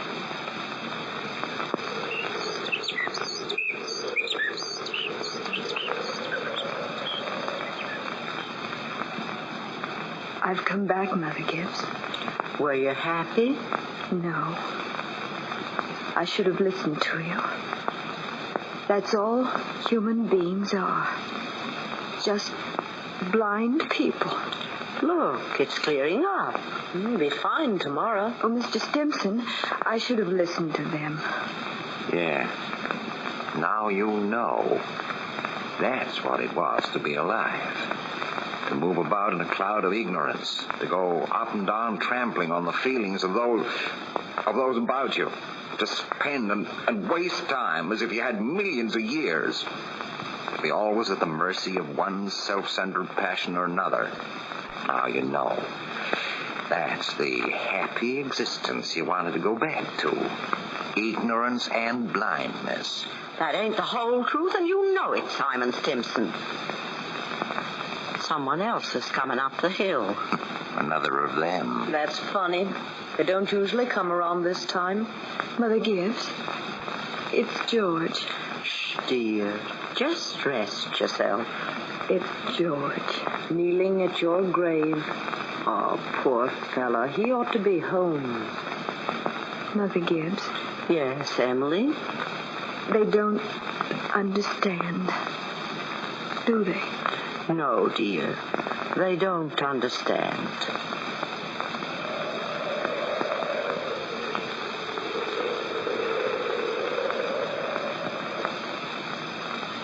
Most everybody's asleep in Grover's Corners. It's stopped raining, and there are the stars doing their old crisscross in the skies. Scholars haven't settled the matter yet, but they seem to think there are no living beings up there, just chalk or fire. Only this one is straining away all the time, trying to make something of itself. The strain's so great that every 16 hours everybody lies down and gets a rest.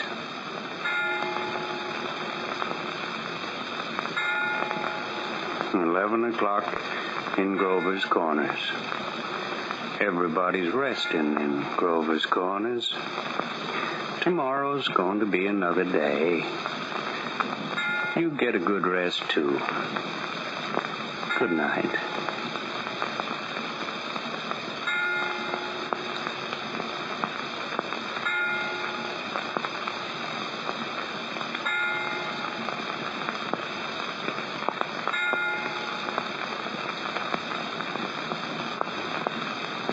You've been listening to Our Town by Thornton Wilder, adapted for broadcasting by Cynthia Pugh, with Martha Scott as Emily Webb, William Ith as George Gibbs, Tommy Duggan as Dr. Gibbs, Harry Ross as Harry Newsom, Margaret Boyd as Mrs. Gibbs, Lorna Davis as Mrs. Webb, Tucker Maguire as Rebecca Gibbs, Alan Pierce as Wally Webb, Frank Cram as Professor Willard, Hal Thompson as Mr. Webb, Rita Vale as Mrs. Soames, Janet Morrison as the artistic woman, Stephen Jack as Simon Stimson, and J. Adrian Byrne as Sam Craig.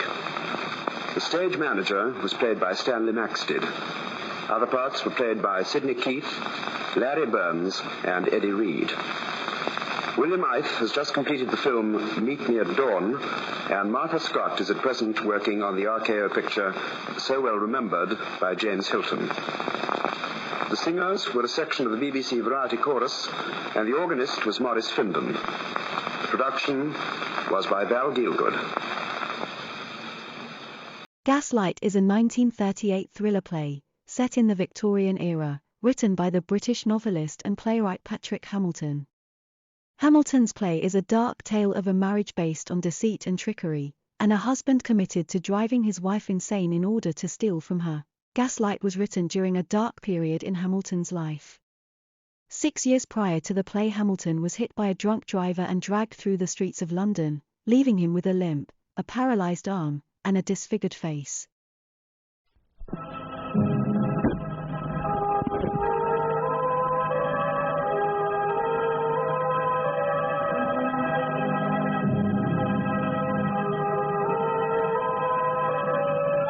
Gaslight, a Victorian thriller by Patrick Hamilton. In a foggy and unfashionable quarter of London at the end of the last century, it is the rather terrifying darkness of the late afternoon, the 0 hour, as it were, before the dawn of gaslight and tea.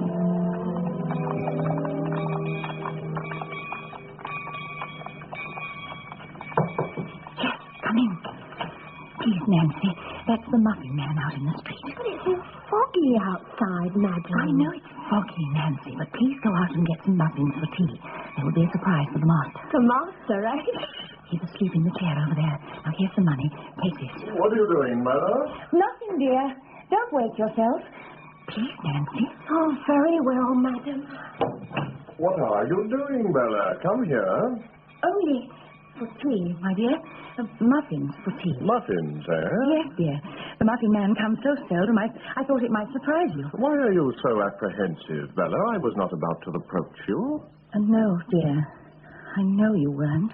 This fire's in ashes. Ring the bell, will you, Bella, dear, please? Oh, is it merely to put coal on, my dear? I can do that. Now then, Bella, we've had this out before. Be so good as to ring the bell. But, dear, Nancy's had to go out in the street. Let me do it. I can do it so easy. No. Let the girl do it. But, my dear... Go and ring the bell, please, Bella. There's a good child. Yes, dear. What do you suppose a servant is for, Bella? Come here and answer me. What do you suppose a servant is for? To serve us, I suppose, Jack. Precisely. Then why? But I think we should consider her a little, that's all. Consider her? There's your extraordinary confusion of mind again. You speak as though she works for no consideration. I happen to consider Nancy to the tune of £16 per annum. And if that is not consideration of the most acute and lively kind, I should like to know what is. Yes, Jack. I expect you're right. I have no doubt of it, my dear. It's sheer weak-mindedness to think otherwise. What's the weather doing? Is it still as yellow? Yes. The fog seems to be denser than ever. Shall we be going out in this, Jack, dear? Oh, I expect so, unless it gets very much worse after tea. Oh. Come in. Oh, I beg your pardon. I thought the bell rang. Yes, we rang the bell, Nancy. Go on, my dear. Tell her why we rang the bell. Oh, yes. We want some coal on the fire, Nancy, please. Oh, coal, is that all? And you might as well light the gas, Nancy. This darkness in the afternoon is getting beyond endurance. Yes, sir.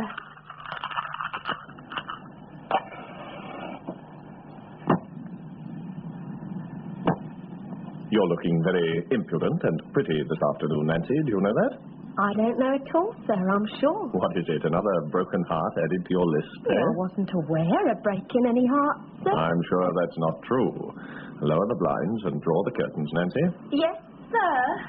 And that complexion of yours. I wonder what mysterious lotions you've been employing to enhance your natural beauties. I'm quite natural, sir, I promise you. Won't you tell us the name of your chemist? Perhaps you could pass it on to Mrs. Manningham and help banish her pallor. She would be most grateful, I have no doubt. Oh, I'll be most happy to, I'm sure. Or are women too jealous of their discoveries to pass them on to a rival? I don't know, sir. Will that be all you're wanting, sir? Yes, that's all I want, Nancy, except my tea. To be coming directly, sir. Oh, Jack, how can you treat me like that? But, my dear, you're the mistress of the house. It was your business to tell her to put the coal on. It isn't that. It's humiliating me like that, as though I'd do anything to my face and ask for her assistance if I did. But you seem to look upon servants as our natural equals, so I treated her as one. Besides, I was only trifling with her. It's strange you can't see how you hurt me. That girl laughs at me enough already. Laughs at you? What an idea. What makes you think she laughs at you? Oh, I know that she does. But, my dear, if she does, doesn't the fault lie with you? You mean that I am a laughable person? I don't mean anything. It's you who read meanings into everything, Bella dear. I wish you weren't such a perfect little silly. Now, come here and stop it. I just thought of something rather nice. Something nice? What have you thought of, Jack? I shan't tell you unless you come here. What is it, Jack? What have you thought of? I read in the newspaper... now, what is it? That Mr. McNaughton, the celebrated actor, is in London for another season. Yes, I read that. What of it, Jack? What of it? What do you suppose? Jack, dear, do you mean it? Would you take me to see McNaughton? You wouldn't take me to see McNaughton, would you? I not only would take you to see McNaughton, my dear, I am going to take you to see McNaughton. Oh, Jack. That is, if you want to go. What heaven! What heaven! When would you like to go? You have only 3 weeks, according to his advertisement. Oh, what perfect heaven. Let me see. Do let me see. There, you see. You can see him in comedy or tragedy, according to your choice. Which would you prefer, Bella, the comedy or the tragedy? Oh, it's so hard to say. Either would be equally wonderful. Which would you choose if you were me? Well, it depends, doesn't it, upon whether you want to laugh or whether you want to cry. Oh, I want to laugh. But then I should like to cry, too. In fact, I should like to do both. Oh, Jack, what made you decide to take me? Well, my dear, you've been very good lately, and I thought it would be well to take you out of yourself. Jack, dear, it's true. It's true. All I need is to be taken out of myself. I could really try to be better. You know in what way. If only I could get out of myself a little more. How do you mean, my dear, exactly better? You know. You know in what way, dear. About all that's happened lately. We said we wouldn't speak about it. No, don't let's speak about that. No, I don't want to. But what I say is so important. I have been better, even in the last week. Haven't you noticed it? All those ghastly dreads and terrible, terrible fears. They seem to have vanished.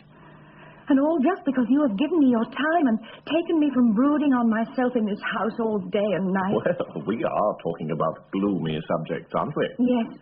I don't want to be gloomy, dear. That's the last thing I want to be. I only want you to understand.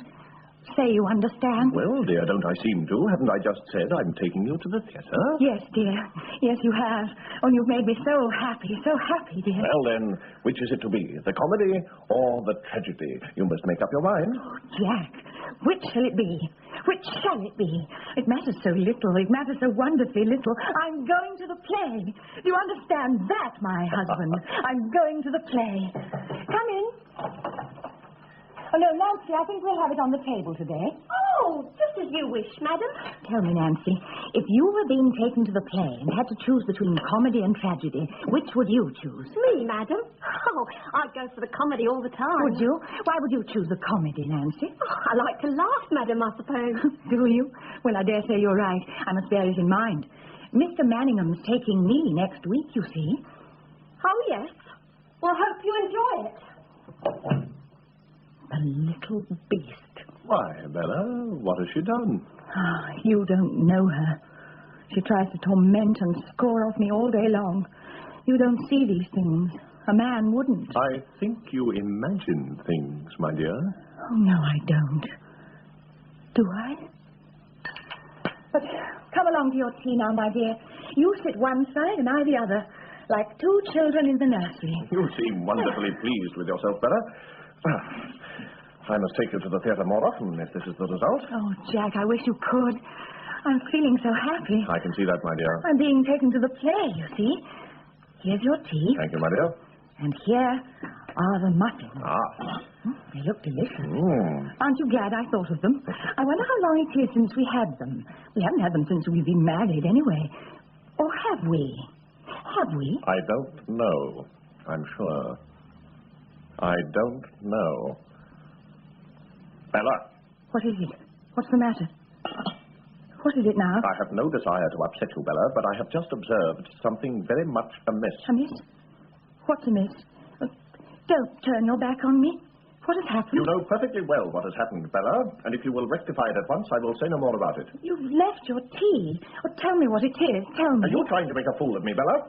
What I refer to is on the wall behind you. If you will put it back, I will forget the matter. The wall behind me? What? Oh, yes.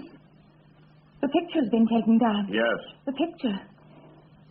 Who's taken it down? Why has it been taken down? Why, indeed. You alone can answer that, Bella. Will you please take it from wherever you have hidden it and put it back on the wall again? But I haven't hidden it, Jack. I didn't do it.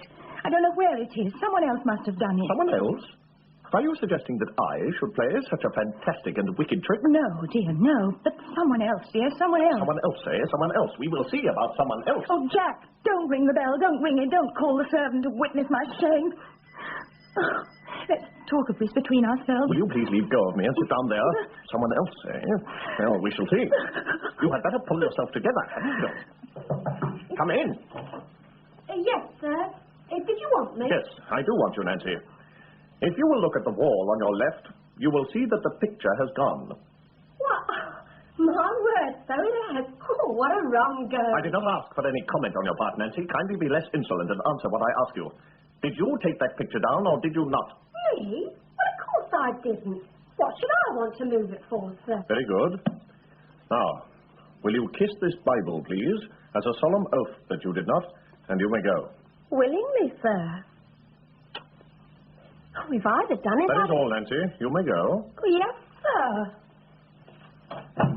There. I think we may now be said to have demonstrated conclusively... Give me that Bible. Give it to me. Let me kiss it too. For God's sake, be careful what you do. Do you desire to commit sacrilege above all else? It is no sacrilege, Jack. Someone else has committed sacrilege. Now, see, I swear on this Bible that I never touched that picture. There. Then, by God, you are mad and you don't know what to do. You unhappy wretch. You're mad like your wretched mother before you. Jack, you promised you would never say that again. The time has come to face facts, Bella. If this progresses, you will not be much longer under my protection. Jack, I'm going to make a last appeal to you. I'm going to make a last appeal. I'm desperate, Jack. Can't you see that I'm desperate? If you can't, you must have a heart of stone. Go on. What do you wish to say? Jack, I may be going out of my mind, like my poor mother. But if I am, you have got to treat me gently. Jack, I never lie to you knowingly. If I have taken down that picture, I have not known it. I have not known it. Jack, if I steal your things, your rings, your keys, your pencils, and your handkerchiefs, and you find them later at the bottom of my box, as indeed you do, then I do not know that I have done it. Jack, why should I take a picture down from the wall? If I do all these things, then I am certainly going out of my mind, and I must be treated kindly and gently so that I may get well. You must bear with me, Jack, bear with me, not storm and rage. I'm trying, Jack, I'm trying. Oh, please believe that I'm trying and be kind to me. Bella, my dear, have you any idea where that picture is now? Why, yes, I suppose it is behind the cupboard. Will you please go and see? Yes.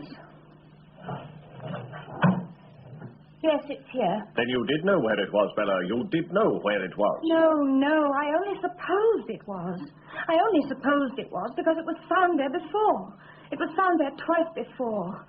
Oh, don't you see? I didn't know. I didn't. There is no sense in walking about the room with a picture in your hand, Bella. Go and put it back in its proper place. Yes. Oh, look at our tea. We were having our tea with muffins. And now, Bella, I'm going out immediately. Jack. And I suggest that you lie down for a little. Have you got to go? Must you go? Must you always leave me alone after these dreadful scenes? No argument, please. I had to go out in any case after tea, and I'm merely leaving a little earlier, that's all.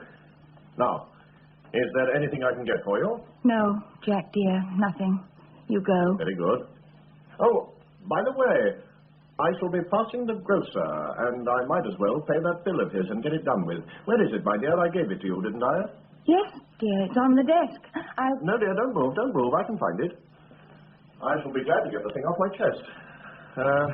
Where is it, dear? Is it in one of these drawers? No, it's on the top. I put it there this afternoon. All right, we'll find it. Are you sure it's here, dear? There's nothing here except writing paper. Jack, I'm quite sure it is there. Will you look carefully? All right, dear, don't worry. It's of no importance. We'll find it. No, it's not here. It must be in one of the drawers. It is not in one of the drawers. I put it out here on top. My dear, calm yourself. Calm yourself. Where is it? Now you're going to say I've eaten this. My God, what new trick is this you're playing upon me? It was here this afternoon. I put it here. This is a plot. You're all against me. It's a plot. Will you control yourself? Control yourself. Listen to me, madam. If you utter another sound, I'll knock you down and take you to a room and lock you in darkness for a week. I have been too lenient with you, and I mean to alter my tactics. Oh, God help me. God help me. May God help you, indeed. Now, listen to me. I'm going to leave you until 10 o'clock. In that time, you will recover that paper and admit to me that you have lyingly and purposely concealed it. If not, you will take the consequences. You are going to see a doctor, madam. More than one doctor, and they shall decide what this means. Now, do you understand me? Be patient with me. If I am out of my mind, be patient with me. I have been patient with you and controlled myself long enough. It is now for you to control yourself or take the consequences. Think upon that, Bella. No, Jack. Jack, don't go. Jack, you're still going to take me to the theater, aren't you? What a question to ask me at such a time. No, madam. Emphatically, I am not. Oh, yes. I must find it. I must find it. I must find it. Oh, God have mercy on me. God have mercy on me.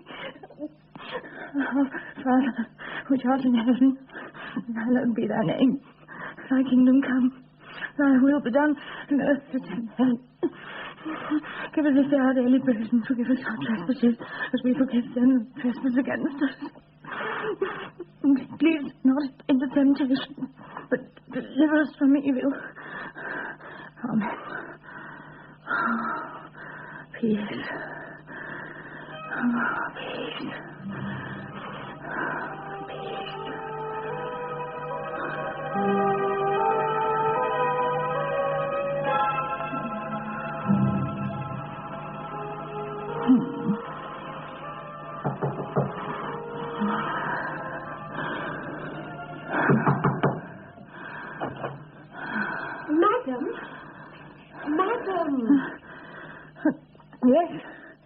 Yes? What is it, Nancy? Leave me alone. Oh, madam, somebody called. Who is it? I don't want to be disturbed. It's a gentleman, madam. He wants to see you. Tell him to go. He wants to see my husband. My husband is out. No, madam. He wants to see you. Me? Yes, madam. Well, you must see him, madam. I'm not fit to be seen. Oh, yes, I think you are. Good evening. Mrs. Manningham, I believe. How are you, Mrs. Manningham? I'm very much afraid You're very much afraid you don't know me from Adam. That's about the root of the matter, isn't it? No, it's not that. No doubt you've come to see my husband. Oh, no, you couldn't be further out. On the contrary, I've chosen this precise moment to call when I knew your husband was out. Thank you, Nancy. Thank you, sir. Now, may I sit down? Why, yes, I suppose you may. Thank you.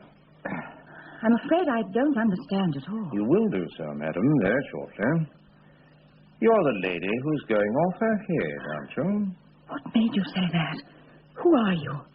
What have you come to talk about? Well, of one thing you can be certain. I have not come to talk about the weather, though that indeed merits a world of comment at the moment. But you're running away with things, Mrs. Manningham, and asking me a good deal I can't answer at once.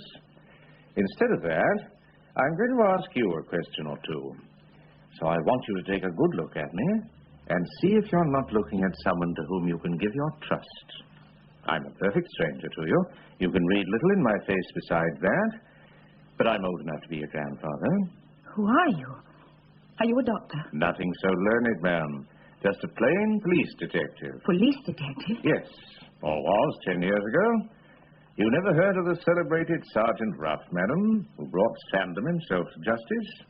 Sandham? Or were all such sensations before your time? Why, yes, I have heard of Sandham. In fact, Mrs. Manningham, you have in front of you one who was quite a personage in his day, believe it or not. I quite believe it. Thank you.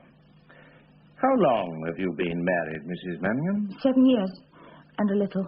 Where have you lived during all that time? Why, first we went abroad, then we lived in Yorkshire, and then 6 months ago my husband took this house. And does your husband always leave you alone like this in the evening? Yes, he goes to his club, I believe, and does business. And does your husband give you a free run of the whole house while he's out? Yes. Well, no, not the top floor. Ah, not the top floor. No. Now, before I go any further, I must tell you that there's a leakage in this household. You have a maid called Nancy. Yes. And Nancy walks out of an evening with a young man called Booker in my employ.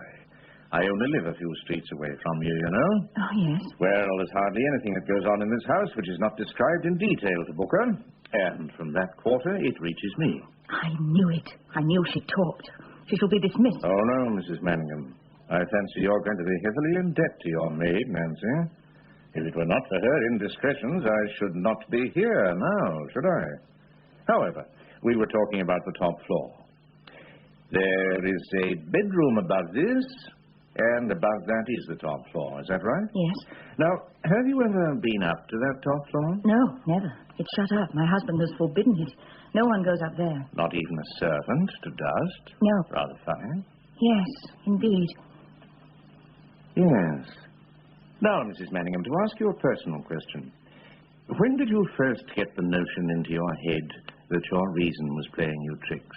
I always had that dread. My mother died insane when she was quite young, when she was my age. But only in the last 6 months, in this house, things began to happen which are driving you mad with fear. Which are driving me mad with fear. Is it the house itself you fear, Mrs. Manningham? Yes, I suppose it is. I hate the house. I always did. And has the top floor got anything to do with it? Yes. Yes, it has. How did you know? That's how all this dreadful horror began. Ah, now you interest me beyond measure. Now, do tell me about the top floor. I don't know what to say. It all sounds so incredible. It's when I'm alone at night, I get the idea that somebody's walking about up there. Up there. At night, when my husband's out. It never struck you, did it, that it might be your own husband walking about up there? Yes, that is what I thought. Tell me how you knew. Why not tell me first how you knew, Mrs. Manningham? It's true, then. I knew it. When he leaves this house, he comes back. He comes back and walks about up there. Up and down, like a ghost. How does he get up there? That's what we're going to find out, Mrs. Manningham. But there are such commonplace resources as roofs and fire escapes, you know. Now, please don't look so frightened. Your husband is no ghost, believe me. And you're very far from mad. Tell me now, what made you first think it was him? It was the light. The light? The gas light. It went down and it went up. Oh, thank God I can tell this to someone at last. I don't know who you are, but I must tell you. Now, try to keep calm. The gas light, you say? Yes. In this house, I can tell everything by the light of the gas. You'll see those mantles up there. Yes. Now they're burning full, but if an extra light went on in the kitchen or someone lit it in the bedroom, the ones in here would sink down. It's the same all over the house. Yes. That's just a question of insufficient pressure. It's the same in mine. Now, go on, please. Every night, after he goes out, I find myself waiting for something.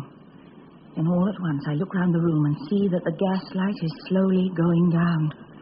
It's always at the same time, about 10 minutes after he goes out. That's what made me think that somehow he had come back, and that it was he who was walking about up there. I go up to the bedroom, but I daren't stay there because I hear noises overhead.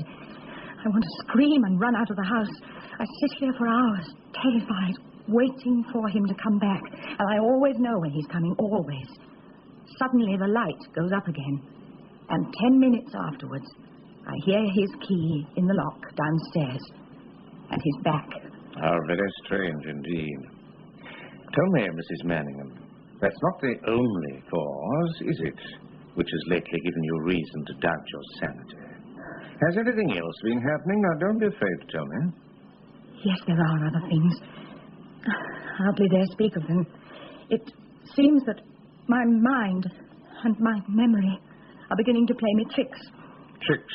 What sort of tricks? He gives me things to look after, and when he asks for them, they're gone and can never be found. Only today, before you came, that picture had been taken down from the wall and hidden. Who could have done it but myself? I try to remember. I break my heart trying to remember, but I can't. Oh, and then there was that terrible business about the dog. The dog? We have a little dog. A few weeks ago, it was found with its paw hurt. He believes... Oh, how can I tell you what he believes?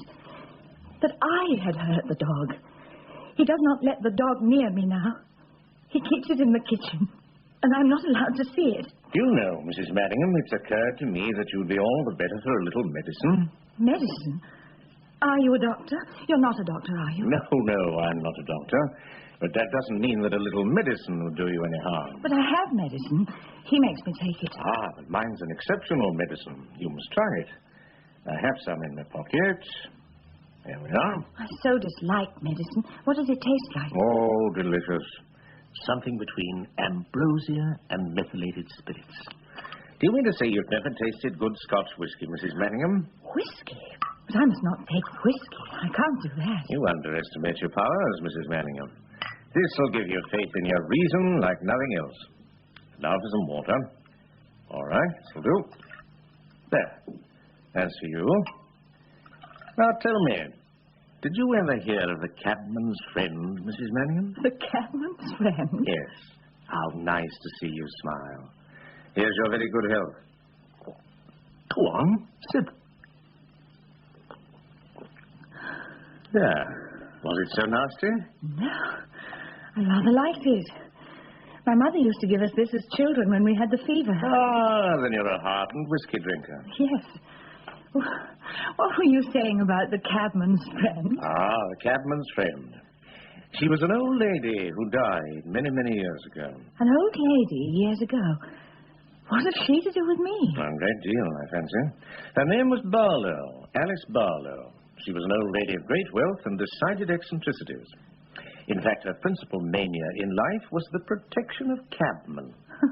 Now, you may think that an extraordinary hobby, but in her odd way, she did a lot of good. She provided these men with shelters, clothing, pensions, and so forth, and that was her little contribution to the sum of the world's happiness, or rather, her little stand against the sum of the world's pay. Well, it was not my privilege to know her, but it was my duty on just one occasion to see her. That was when her throat was cut open, and she lay dead on the floor of her own house. How horrible. Do you mean she was murdered? Yes, she was murdered. I was only a comparatively young officer at that time, but it made an extremely horrible, in fact, I may say lasting impression on me. The murderer was never discovered, but the motive was obvious enough. The Barlow rubies had been inherited by her, and it was well known that she kept them in her house without any proper precautions. Well, for that, she paid the penalty of her life. But what has it... There were some sensational features about the case. The man seemed to have got in about 10 o'clock at night and stayed till dawn. Apart, presumably, from the jewels, there were only a few trinkets taken, but the whole house had been turned upside down. Even the cushions of the chairs had been ripped open with his knife. The police decided that he must have been a revengeful maniac as well as a robber. But I had other theories. But I was a nobody then and not in charge of the case. What were your theories? Well, it seemed to me, from all I'd gathered here and there, that the old lady might have been an eccentric, but that she was by no means a fool. It seemed to me that she might have been one too clever for that man. What if she had not been so careless? What if she'd got those jewels hidden away in some inconceivably cunning place? In the walls, floored down, bricked in, maybe. What if the only person who could tell him where they were was lying dead on the floor? Would not that account, Mrs. Manningham, for all that strange confusion in which the place was found? And was the man never arrested? No, Mrs. Manningham. I think he's almost certainly alive today. And I don't believe he found what he wanted. That is, if my theory is right. And the jewels may still be where the old lady hid them? The jewels must still be where she hid them. But then, of course, it was only a theory. And that formed in quite a young man, long enough ago. But it would be funny, wouldn't it, Mrs. Manningham, if after all these years I should turn out to be right? Yes, indeed. But what has this to do with me? Do you conceive it possible, Mrs. Manningham, that that man might not have given up hope of one day getting at the treasure which lay there, and have bided his time until he could somehow re-enter that house, and... Quiet. What's the matter? Quiet. He's come back. Look at the light. It's going down. Wait.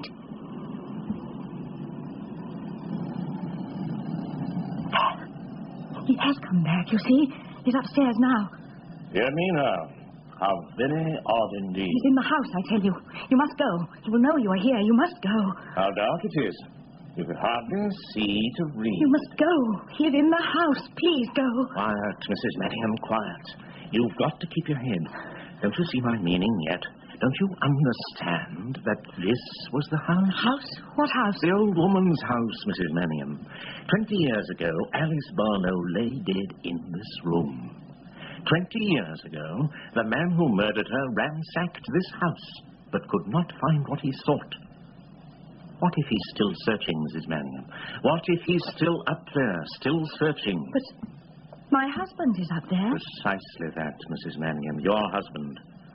You see, I'm afraid you're married to a tolerably dangerous gentleman. But how do you know this was the house? Why, ma'am, because I was on the case and came here myself, that's all.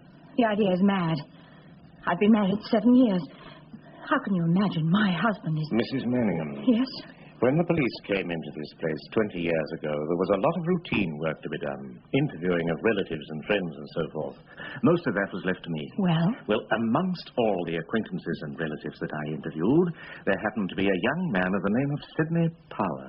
That I remembered his face. I saw that face again about 5 weeks ago.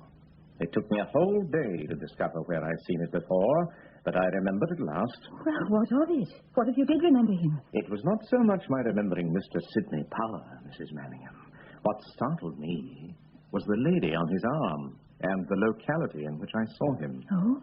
Who was the lady on his arm? You were the lady on his arm, Mrs. Manningham, and you were walking down this street. Do you mean you think my husband is this Mr. Power? Well, not exactly, for if my theories are right... What are you saying? You stand there talking riddles, and you're so cold. No, Mrs. Manningham, I'm not cold, and I'm not talking riddles. I'm just trying to preserve a cold and calculating tone, because you are up against the most awful moment in your life. And your whole future depends on what you're going to do in the next hour. Nothing less. You've got to strike for your freedom, and strike now. Strike? You are not going out of your mind, Mrs. Manningham. You are slowly, methodically, systematically being driven out of your mind. Oh. And why? Because you're married to a criminal maniac who is afraid you're beginning to know too much. A criminal maniac who steals back to his own house at night, still searching for something he could not find 20 years ago. His name is no more Manningham than mine is. He is Sidney Power. And he murdered Alice Barlow in this house. He changed his name, and he's waited all these years until he found it safe to acquire this house in a legal way. He then acquired the empty house next door. Every night for the past few weeks, he's entered that house from the back, climbed up onto its roof, and come into this house by the skylight. I know that because I've seen him do it. Why he should employ this mad, circuitous way of getting at what he wants, heaven only knows. For the same reason, perhaps, that he employs this mad, circuitous way of getting rid of you. That is, by slowly driving you mad and sending you into a lunatic asylum. Thank heaven you're not married to him. Not married? Not married? He married me? I've no doubt he did, Mrs. Manningham. Unfortunately, or rather fortunately, he contracted the same sort of union with another lady in Australia many years before he met you. Moreover, this lady is still alive, and the English law has a highly exacting taste in monogamy. You see, I've been finding things out about Mr. Sidney Power. Is this the proof? Are you telling me the truth? Mrs. Manningham, will you look me in the eyes and see if you think I'm telling you the truth? Yes. I've always known it. I've known it all along. But what do you want me to do? What do you want? I want his papers, Mrs. Manningham, his identity. There's some clue somewhere in this house, and we've got to get at it. Where does he keep his papers? Papers? I know of no papers. Unless his bureau. Ah, yes, his bureau. Yes, there. But he always keeps it locked. I have never seen it open. Well, we'll have a look inside. How can you if it is locked? Oh, it doesn't look so very formidable. I've got some keys in my pocket that might help. You know, Mrs. Manningham, one of the greatest regrets of my life is that fate never made me one of two things. One was a gardener, the other a burglar. Both quiet occupations, Mrs. Manningham. As for the last, if I'd started young and worked my way up, I should have been a genius. Now, let's have a real look at this. You mustn't tamper with that. He will know what you have done. Not if we're clever enough. This one here doesn't even ask for cleverness. You see, Mrs. Manningham, there are all manner of things. Stop talking. Haven't you noticed? Haven't you noticed something? Noticed? I've only just... Stop. Yes, I was right. Look. Can't you see? The light. It's going up. He's coming back. The light? Quiet. There. You must go. He's coming back. Oh, bless my soul. This looks as if the unexpected has entered in and our plans are going awry. He always does the unexpected. I never know what he'll do. You must go. I wonder. Yes. I think I'll just take a look out the window. Open those curtains a fraction. Peep through the blind. Ah, yes. Fog's clearing a little. And there he goes up the street. To his club, no doubt. We have a little time, yes. Now, let's have another look at this bureau. Well, what if he comes back again? There's no light to warn us now. You realize that, have you? Well, Mrs. Manningham, we've just got to take that risk. This is going to be child's play, I fancy. Just a little patience, a little adroitness, and the use of the... What's that? Don't have a look, will you? We seem to be rather bothered this evening, don't we? It's all right. It's only Nancy. There she goes down the street. I forgot. She usually goes out at this time. Uses the front door, does she? Oh, yes, indeed she does. She behaves like the mistress in this house. Saucy girl. Ah, there we are. Next to a key, there's nothing a lock appreciates like kindness. It's open. Will you be able to close it again? Oh, yes, no damage done yet. Now, let's see. Doesn't seem much here. When she got there, the cupboard was bare, and so the poor detective... What is that you have in your hand? Let me see. Oh, just a bill, I fancy. Yes, as you say, just a bill. Just a grocer's bill. You must forgive me if I doubted you at first, Inspector. You are right. He must be the wickedest man on earth. Oh, no, I'm afraid you're one ahead of me, Mrs. Manning. This bill. This evening he went storming out of the house because he had given it to me and it had disappeared. He threatened me with the madhouse if it did not come to light. I'm beginning to understand, I think, at last. What else is there? Yes. Look. My watch. And my brooch. My brooch. Look at these. Is your property also, then? Yes, both of them. This watch I lost a week ago. My brooch has been missing 3 months. And he said he would give me no more gifts because I had lost them. He said that in my wickedness, I hid them away. Oh, Inspector, you have indeed found treasure tonight. Oh, not very much at present, I'm afraid. One moment.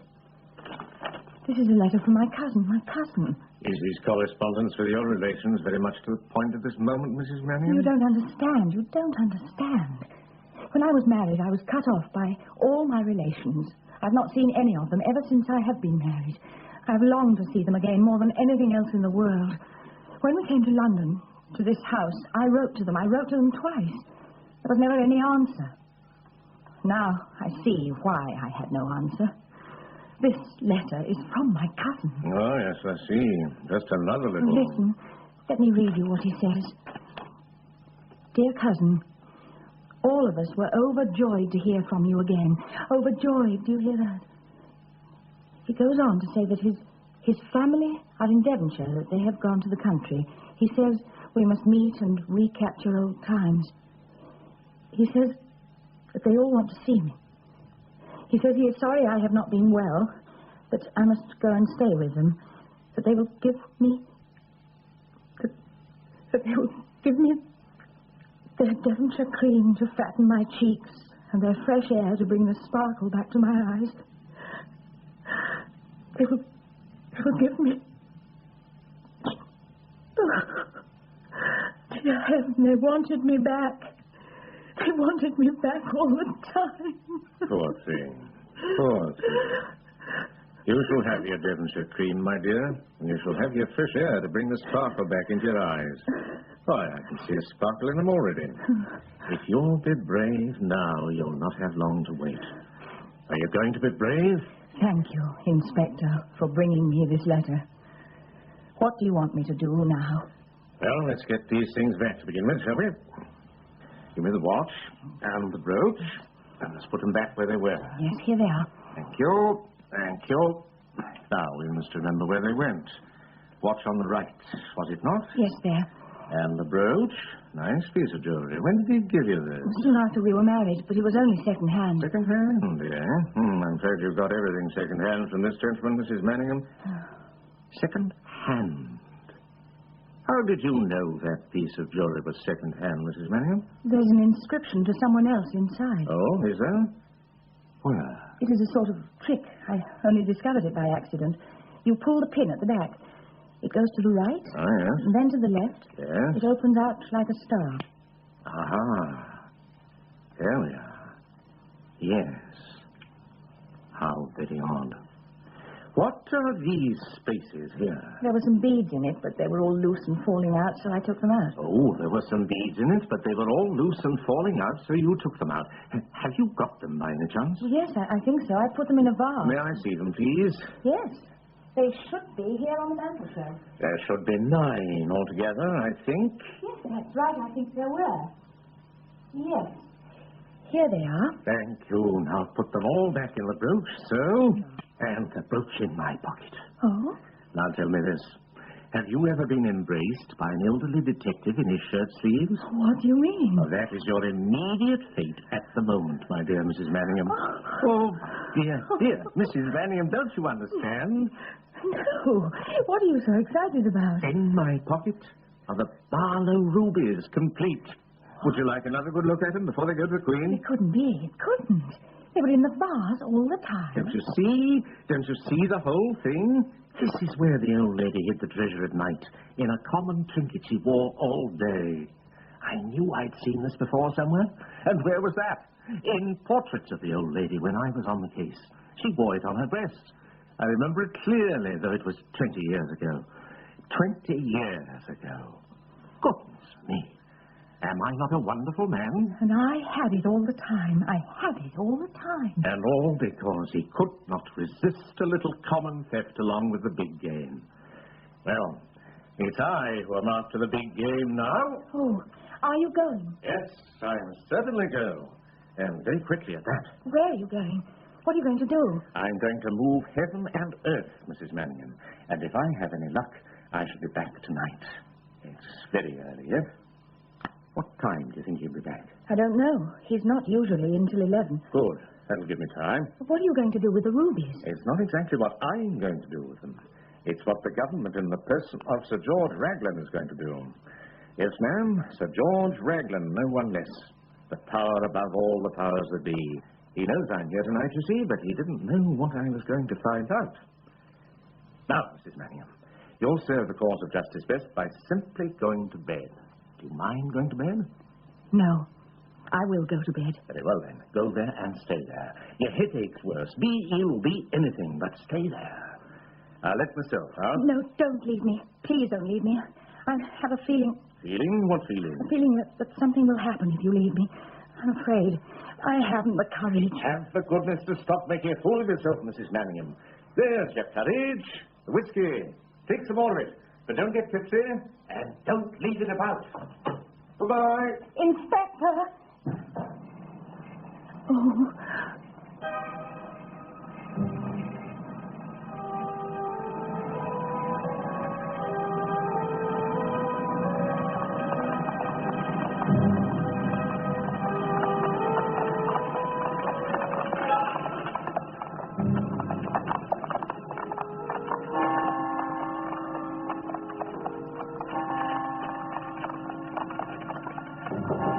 Come in.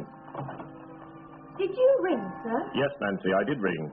It's 11 o'clock, and it seems that the entire household has gone to bed without leaving me my milk and without leaving me my biscuits. Oh, I'm sorry, sir. They're only just outside. Then perhaps you will bring them in. Certainly, sir. And before you do that, Nancy, will you go upstairs and tell Mrs. Manningham that I wish to see her down here? Oh, yes, sir. Certainly, sir.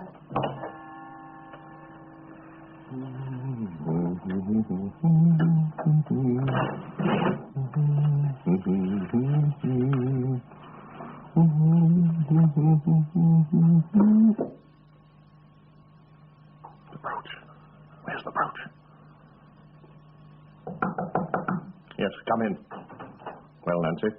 She won't come, sir. What do you mean, Nancy, she won't come? She said she can't come. She's not well enough. She's just shamming, if you ask me. Really?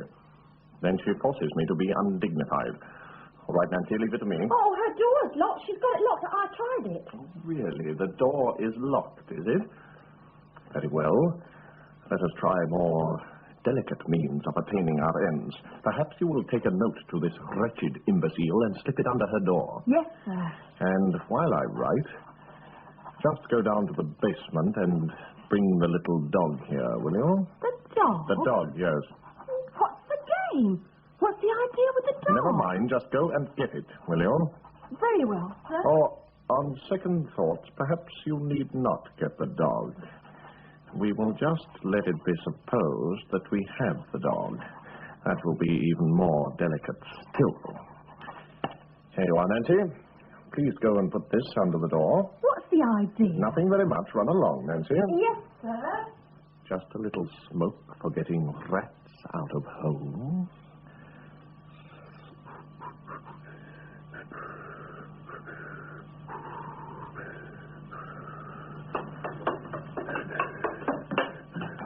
Where's the dog? Where have you got the dog? Dog? What dog? You said you had the dog. Have you heard it again? Again?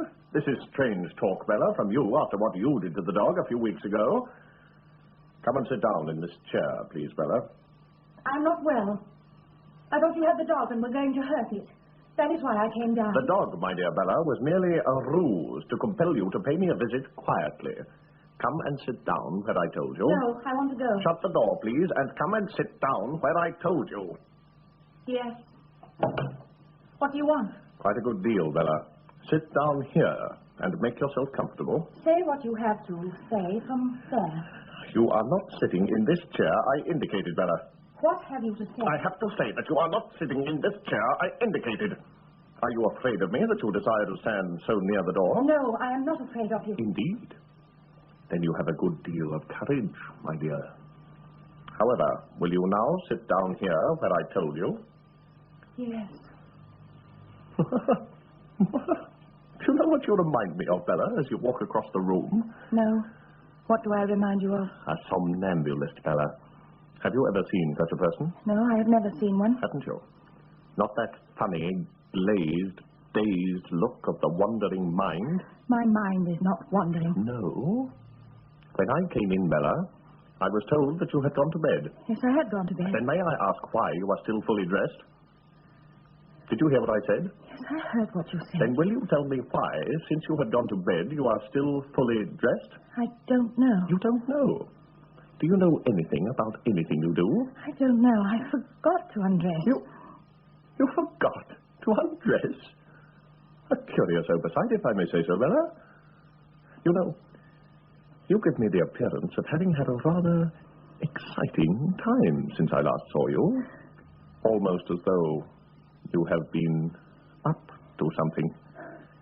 Have you been up to anything? No, I don't know what you mean. Did you find that bill I told you to find? No. Do you remember what I said would happen to you if you did not find that bill when I returned tonight?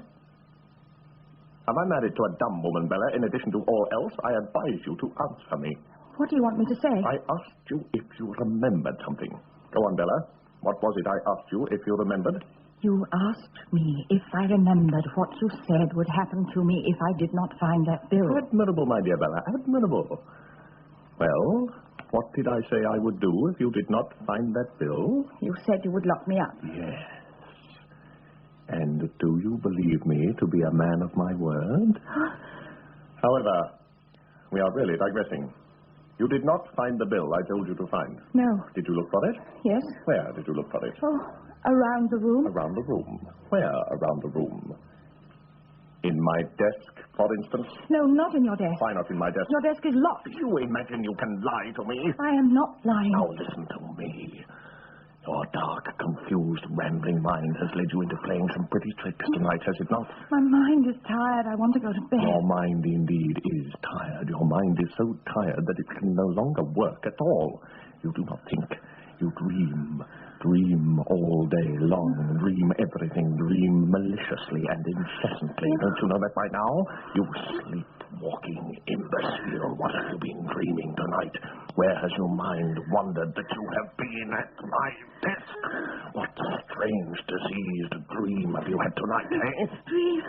Are you saying that I've been dreaming? Dreaming all that happened? All that happened? When, Bella? Tonight? Of course you have been dreaming all that happened. God, have I been dreaming again? What was this dream of yours, Bella? You interest me. I dreamt of a man. You dreamt of a man, Bella? What man did you dream of, pray? A man that came to see me. Oh, let me rest, let me rest. Pull yourself together, Bella. What man are you talking about? I dreamt that a man came in here. I know you dreamt it, you gibbering wretch. I want to know all about this man of whom you dreamt. Do you hear? Do you hear me? Was I any part of this curious dream of yours, Mrs. Manningham? Perhaps my presence here will help you to recall it. May I ask who the devil you are and how you got in? Well, who I am seems a little doubtful. Apparently I am mere figment of Mrs. Manningham's imagination. As for how I got in, I came in, or rather I came back a few minutes before you, and I've been hidden away behind those curtains ever since. And would you be kind enough to tell me what you are doing here? Waiting for some friends, Mr. Manningham. Waiting for some friends. Bella, go to your room. To my room. Yes. Go to your room, I said.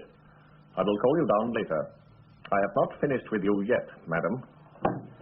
You know, I believe you're wrong there, Manningham. I believe that is just what you have done. Done what? Finished with your wife, my friend. What do you mean, sir? Are you going to explain your business, or am I going to fetch a policeman and have you turned out? Ah, an admirable idea.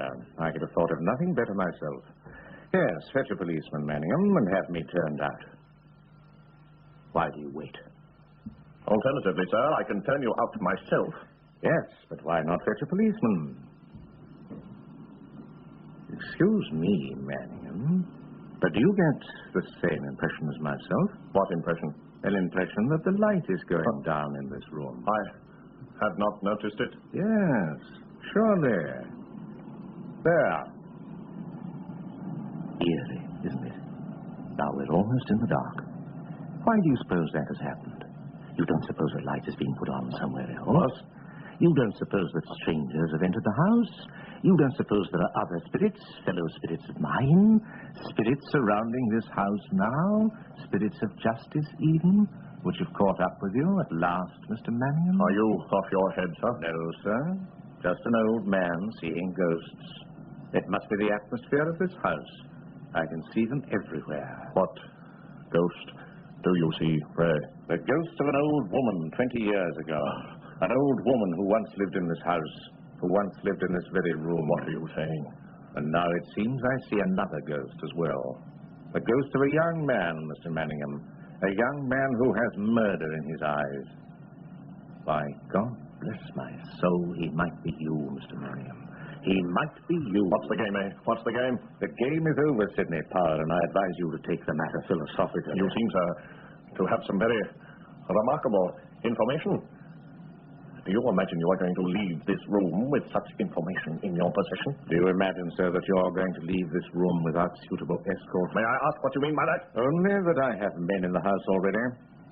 Didn't you realize that they'd signaled their arrival from above, your own way in, Mr. Manningham, when the light went down? May I ask what you mean by that? Mr. Manningham, what the devil's this? Oh, a gentleman. Come in.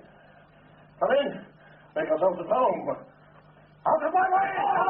Let me go! Let me go! What is it you're playing? Here's the thing I have going on. Here's the fine way. Sidney Charles Power, I have a warrant for your arrest for the murder of Alice Barlow. I should warn you that anything you say may now be taken down in writing and used in evidence at a later date. Will you accompany us to the station in a peaceful manner? No. You will oblige us all and serve your own interests best, Power, by coming with us quietly. Never! Handcuffs. Take him away. Inspector Ross. Yes, my dear. Now, don't you think you'd better... Inspector? Yes? I want to speak to my husband. Now, surely there's nothing to do. I want to speak to my husband. Very well, my dear. What do you want to say?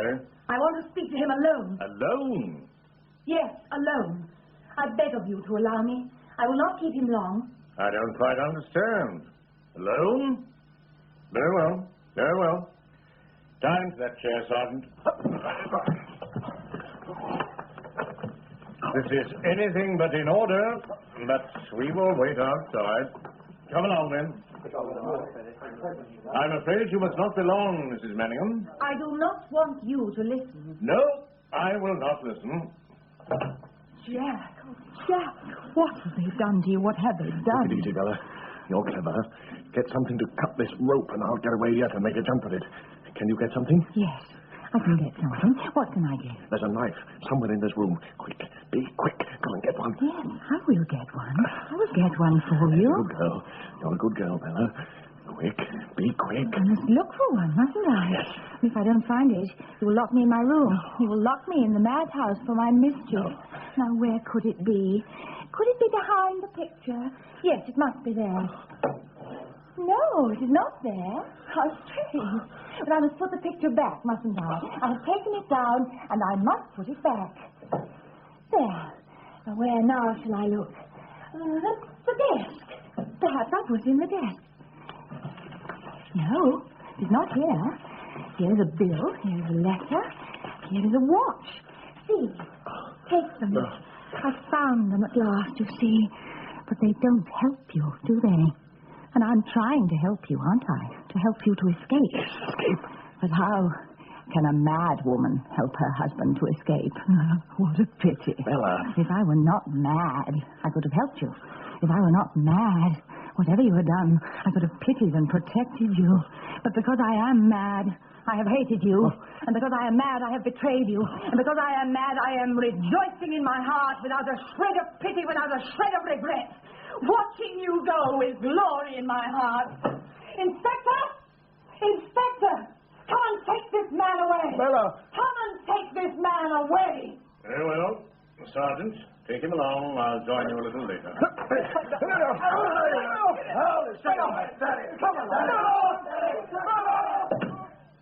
Now, my dear, come and sit down. Well, my child, there's all your life ahead now. It's Devonshire cream for you and the sparkle back in your eyes. But you've had a bad time. I came in from nowhere and gave you the most horrible evening of your life, didn't I? The most horrible evening of anybody's life, I should imagine. The most horrible? Oh, no. The most wonderful. Far and away, the most wonderful.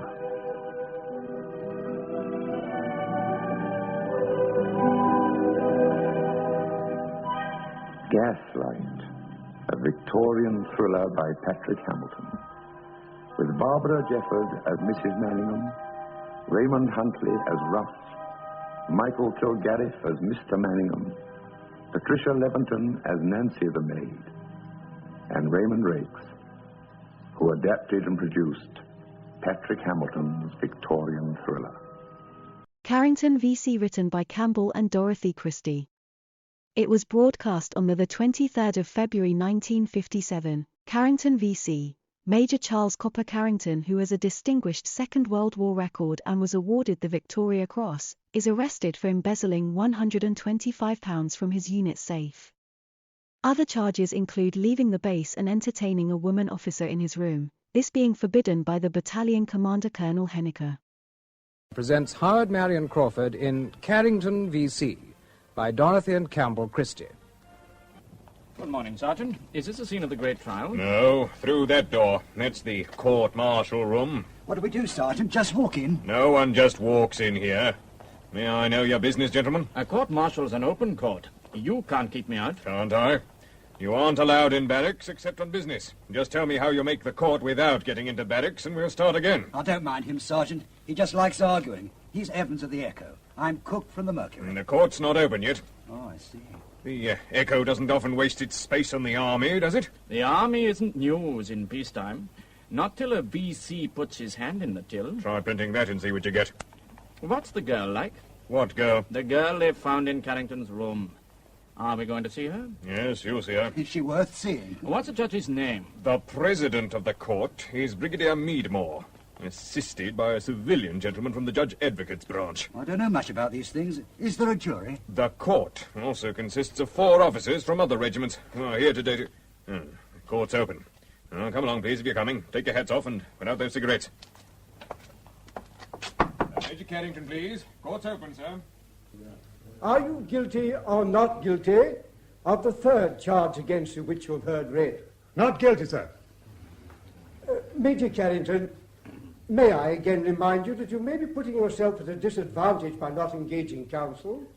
Well, sir, I don't think I need a barrister. I'm just going to tell the court the truth. Well, no advocate would object to doing that, Major Carrington. And he might help to present your case in its most favourable light.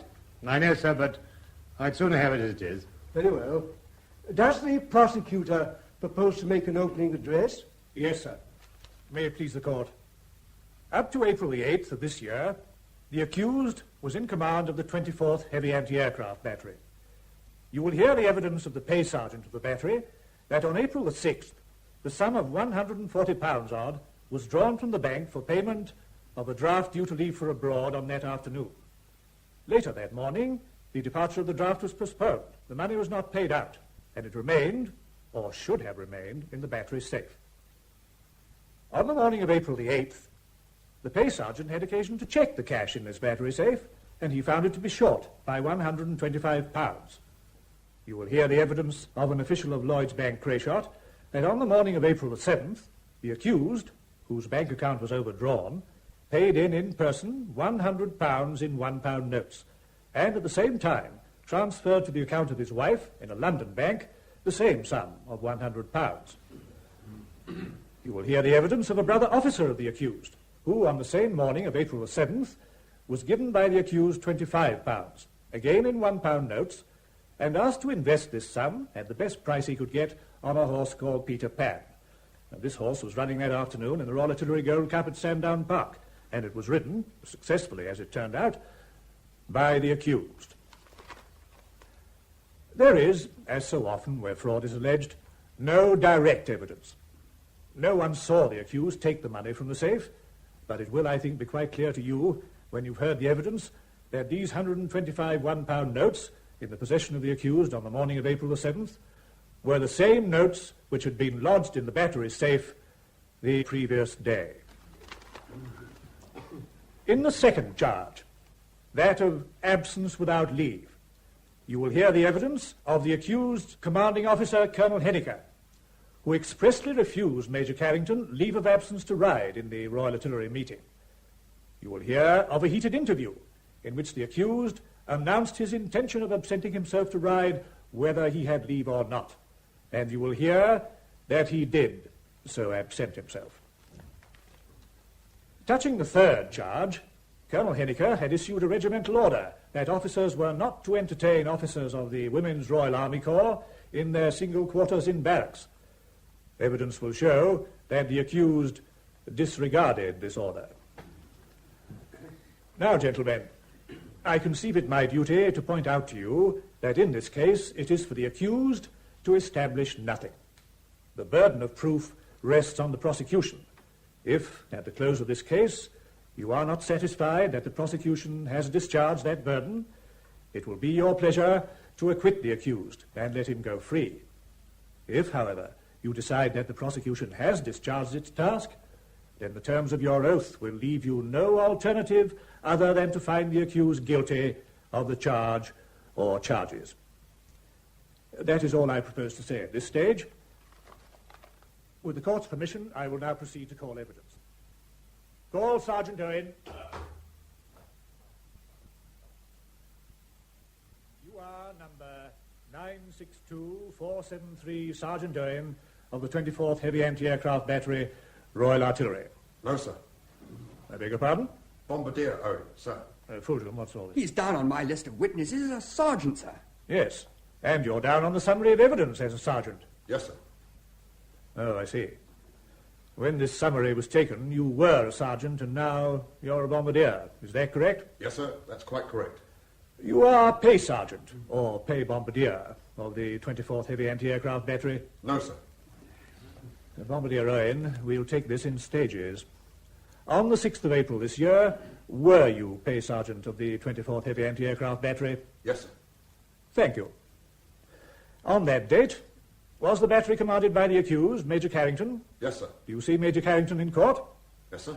On the afternoon of the 6th of April, was a draft from the battery due to leave for overseas? Yes, sir. Did you, as pay sergeant, make out a cheque on that date for £140, 8 shillings and 9pence on the impressed account for payment of that draft? Yes, sir. Did the accused sign that cheque, and was it cashed? Yes, sir. What happened to the money which had been drawn? I put it in the battery safe, sir.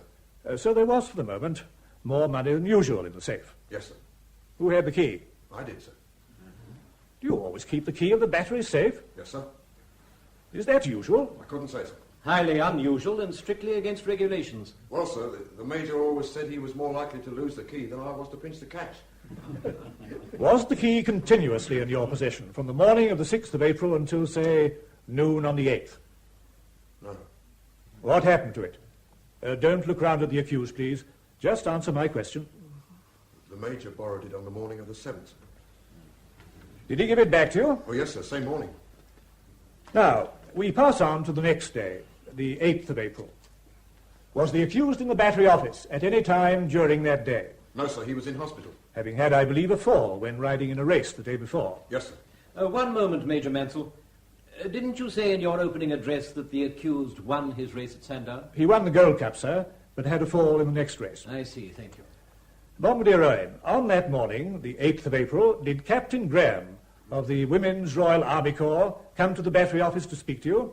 Yes, sir. In consequence of what she said, did you open the office safe and check the money in it? Yes, sir. I won't ask you any more about the money at the moment, but did Captain Graham then leave the office? Yes, sir. And shortly after that, did the adjutant come to the office? Yes, sir. Did he ask you for the key of the safe? Yes, sir.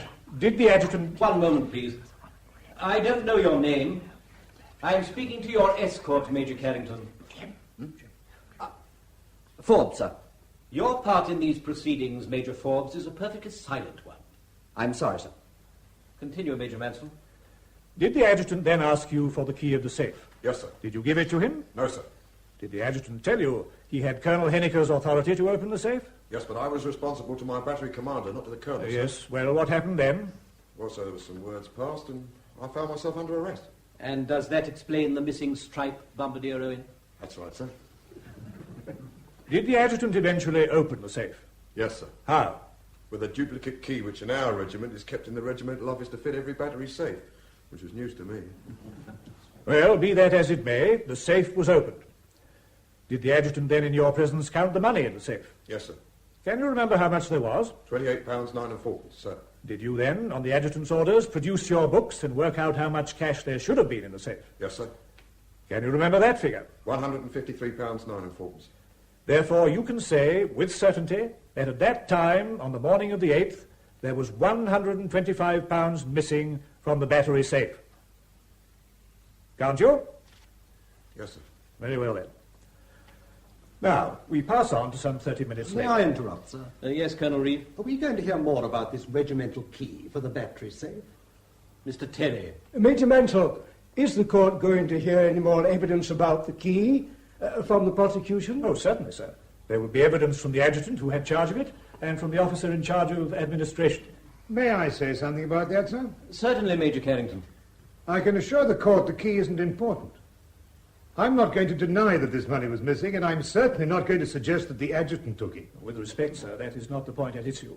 Whatever the accused may choose to admit, the prosecution must still show that the money was in the safe at one time and then found to be missing. And for that, we need the evidence about the key. I quite agree. We can't rely upon a casual admission by the accused to establish the prosecution's case. We'll take that evidence. If you please, sir. Now, Bombardier Owen. One moment, please. Mr. Terry, I have some views on this point. Yes, sir. I'd like to discuss them with you more privately. The court is closed. One moment, please. Bombardier Owen. Please remember that you're giving evidence. During this adjournment, you must not speak to anyone. Very good, sir.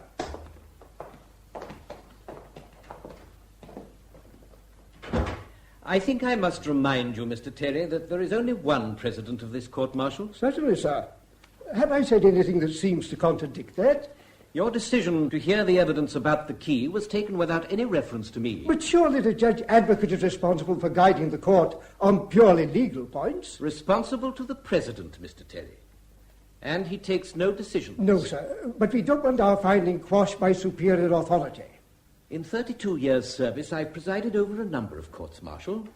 I've seldom had the benefit of a judge advocate's assistance, and I've never had a court quashed yet. I certainly have no wish to usurp your authority, sir. I'm sure you haven't, Mr. Terry. 2 queen bees in a hive is never a sound proposition. Now, shall we both glance through the summary and decide whether all this evidence about the key is really necessary? By all means. May the court smoke, sir? Certainly. Pretty casual, Reeve. Trusting your pay sergeant with the key and safe. Yes, I expect we've all done it on occasion. Depends on the pay sergeant. I was pay sergeant once. No one ever trusted me with a key. Are we going to see this CO, sir, who keeps keys to fit all the battery safes? Certainly, Major Brooksmith. Common habit in the gunners? Never heard of it before. Oh, but this chap Henniker's like that. Commands all the batteries from the regimental office. Ah, know him, do you? What's he like? Proper swine, in my opinion. Colonel Reeve. Sir? That was a most objectionable remark. Yes, I'm sorry it was. Oh, don't misunderstand me. After a witness has appeared before us, you can say what you like about him in closed court. But until we've seen and heard him, any attempt to prejudice the court is most improper. Yes, sir. Now, Mr. Terry. But you see, sir, according to... I don't agree with you anyway, Reeve. I was at the Staff College with Henniker. We thought he was quite outstanding. Yes, oh, well, I won't argue. Gentlemen, I hope you'll all try not to allow your personal opinion of a witness to influence your judgment of his evidence. So, even if you've known a man for 20 years, Mr. Terry, you should still assess his evidence only on what you've seen of him in the witness box. Certainly. That's the legal view, Reeve, so I'll refrain from comment. Do I gather you don't agree? Oh, I admit if I know a witness personally as a fluent and plausible liar, I tend to suspect his evidence. Which means you're judging that evidence on your prior knowledge of his character. You can put it that way, I won't object. But, my dear sir... I want the right answer, Mr. Terry, that's all. Carrington's whole future depends on the decision of this court. Let's take any help we can get. A true verdict, that's all that matters. And now this key. Well, you see, sir, my point is that unless we have the evidence about the key... Well, we didn't get much from the prosecutor's address, Jim, did we? No. You know, Copper, I still think we ought to have plugged this claim of right business. Listen to this. Chapter 6, paragraph 26, subsection... No, Jim, no. If we wanted a legal quibble, we'd have had a lawyer. I still think we should have. Yes, you're pig-headed, old so you would. Isn't it time this court reopened? Yeah, I'm still arguing the toss about the key, I suppose. As if it matters. I must say it's nice to have you as my escort, Jim. I'm sorry you stopped a rocket from old Meadmore. Oh, they bounce off me. I don't think he's going to hit it off with the judge advocate, do you? Yeah, suits us. Those two are going to start a private war. They might forget about me. Come in. Oh, Alison, you can't come in here. I'm in.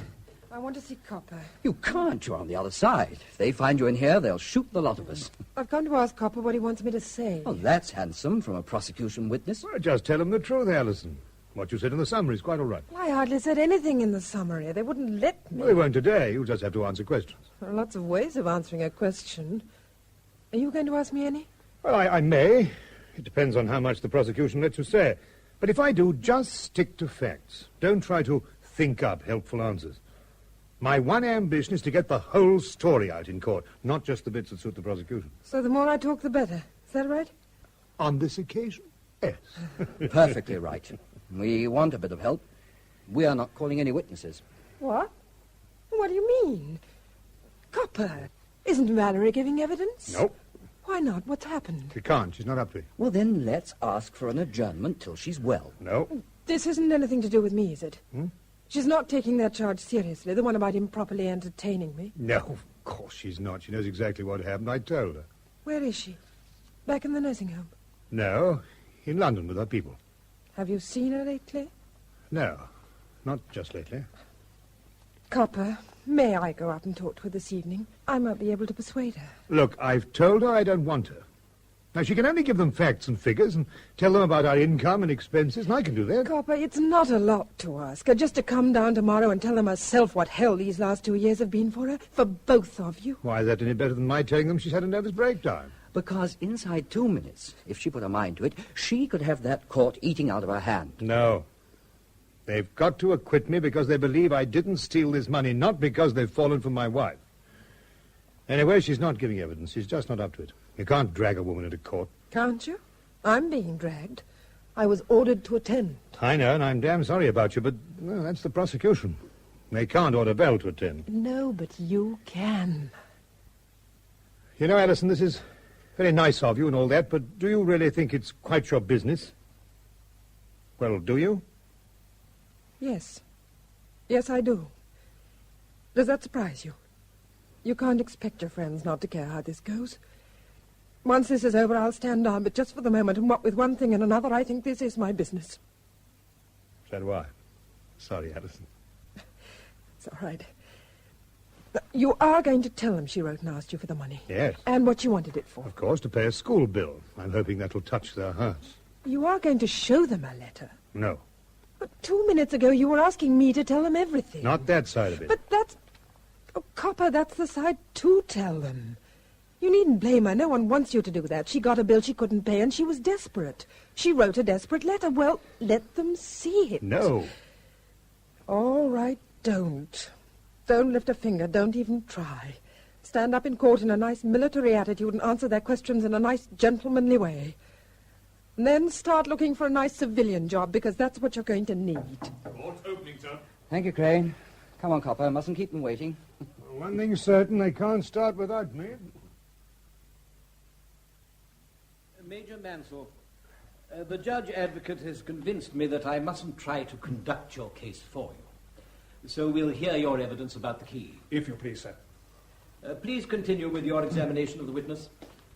Come on, Bombardier Owen. Sir. The adjutant had just opened Bombardier Owen's safe with his private key.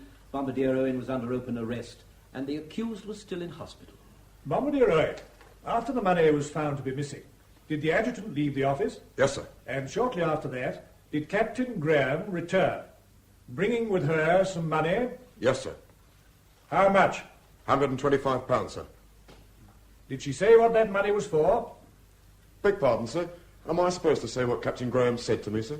I don't think he should answer that question, Major Mansell. Bombardier Owen evidently remembers that what the girl said to the soldier isn't evidence. Well, I'll put it another way. Did Captain Graham give you the money? Well, no, sir. What did she do with the money? Well, nothing, sir, because I told her the balloon had gone up and it was too late.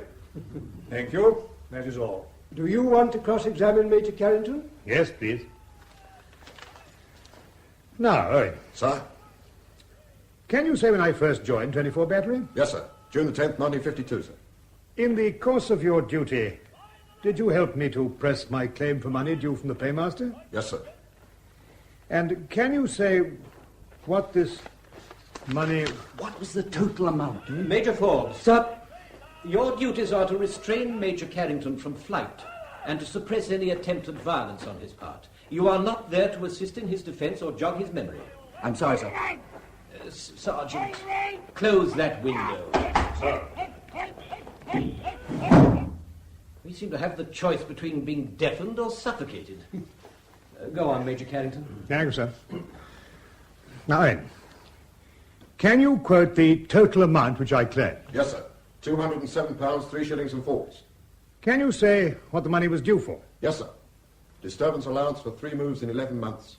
Command pay in Hong Kong for just over 5 months in 1952. Compensation for loss of kit and HMT Vanessa in August 1950. And 7 minor items, sir. And the period covered by these claims? Over 2 years, sir. Can you say how many letters we wrote between us about all this? Yes, sir. There was 33 proper letters, sir, not counting 14 reminders. 33 were there? I'm afraid you put in a lot of overtime on my private affairs. Well, I never minded that, sir. Did the paymaster ever admit any liability for any part of our claim? Yes, sir. One of those letters, dated February the 12th last, admitted our claims for £190, 8 shillings and 4pence, sir. Did they pay on that day? No, sir. The letter said they had not yet verified the Part 2 order posting you to Hong Kong in November 52, sir. So they sat on the lot. Did we eventually, and almost entirely owing to you, strike the jackpot, Bombardier Owen? We got a part payment, sir. How much? £152, 2 shillings and 10pence, sir. On what day? The draft came into Battery office on April the 14th, sir. 2 months after they admitted liability, and a week after the money was taken out of the Battery safe. Now, only one more question. When on April the 8th you and Captain Graham found the money was missing, you did your best to cover up the loss. Yes, sir. Well, that was very friendly of you both, but will you tell the court whether I had asked you to do it? Well, no, sir. You were in hospital. We did it on our own. Thank you. That's all, Owen. Thank you, sir. Do you wish to re-examine Major Mansell? No, thank you, sir. Have you any questions, sir? No, thank you, Mr. Terry. Any questions by the court? Colonel Huxford? No. Colonel Reeve? No, sir. Major Benton? Nothing, sir. Major Brooke-Smith? No, thank you, Bombardier Owen. That is all. Thank you, sir. Call Captain Graham, please. Sir. Sergeant, what is your name? Son Crane, sir. Well, Sergeant Crane, could you please refrain from making quite such a clatter in the course of your duties? Yes, sir. I'm sorry, sir. It is quite possible to be smart without stamping. A barbaric habit introduced in quite recent times by Her Majesty's Foot Guards. Major Brooke-Smith, might I trouble you? Oh, I'm sorry, sir. Thank you. Captain Graham. One small point, Major Mansell. Do you think your overworked assistant could arrange a supply of drinking water for me, too? Oh, certainly, sir. Fulton, you mind? What? Oh, yes, sir. Certainly, sir. Captain Graham. Take the book in your right hand and repeat after me.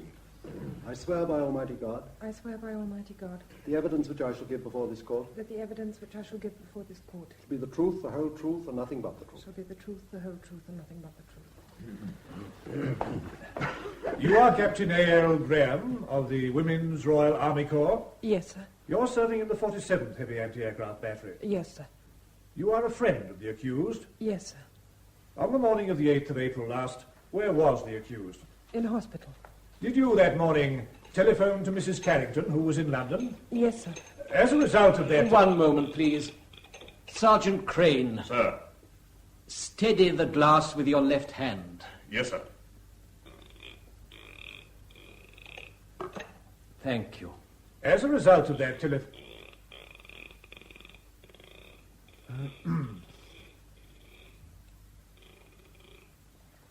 As a result of that telephone conversation, what did you do? I went to Major Carrington's battery office. One moment, please. This telephone conversation, Major Mansell, is that all we can hear? What this witness said, sir, is of no importance. And we can't, of course, get from her what Mrs. Carrington said. No, sir, certainly not. But we may hear more later. That is not for the prosecution to say, sir. I'm not calling my wife, sir. She's not fit to give evidence. She's been ill. I'm sorry to hear that. Thank you, sir. Go on, please, Major Mansell. Captain Graham, after speaking to Mrs. Carrington on the telephone, what did you do? I went to 24 Battery's office and asked the pay sergeant to check the cash in the safe. Did he do so? Yes, sir. There was £125 missing. What did you do then? I went away and got £125 and took it back to 24 Battery's office. Oh, please. You went away and got £125. Where from? From my battery commander, Major Holt. I knew he was holding some money for Major Carrington. I see. So you took this money? I took it back to 24 Battery's office, meaning to put it in the safe. But I was too late. The cash had already been missed. Now, Captain Graham, later that same day, the accused came out of hospital and returned to the mess. Did you see him on his return? Not immediately. I didn't hear until after dinner that he was back. When did you see him? At about 10 o'clock that night. Where did you see him? In his quarters. You know of the regimental order against officers entertaining officers of the Women's Royal Army Corps in single quarters? He wasn't entertaining me. He was ill. He didn't ask me to go and see him. I went. I had to talk to him. Did he ask you to leave? Yes. He begged me to go away. But he made no effort to compel you to leave the room. Compel me? He was ill, just out of hospital. He didn't shout for help, if that's what you mean. Captain Graham, you say you wanted to... One moment, please. What is it, Colonel Reeve? Mrs. Carrington, sir. Oh, I see. Major Carrington, you told me just now that you were not asking your wife to give evidence because she was ill. Yes, sir. I got the impression that but for that, you would have called her. Yes, sir. Is that your wife who has just come into court? Yes, sir.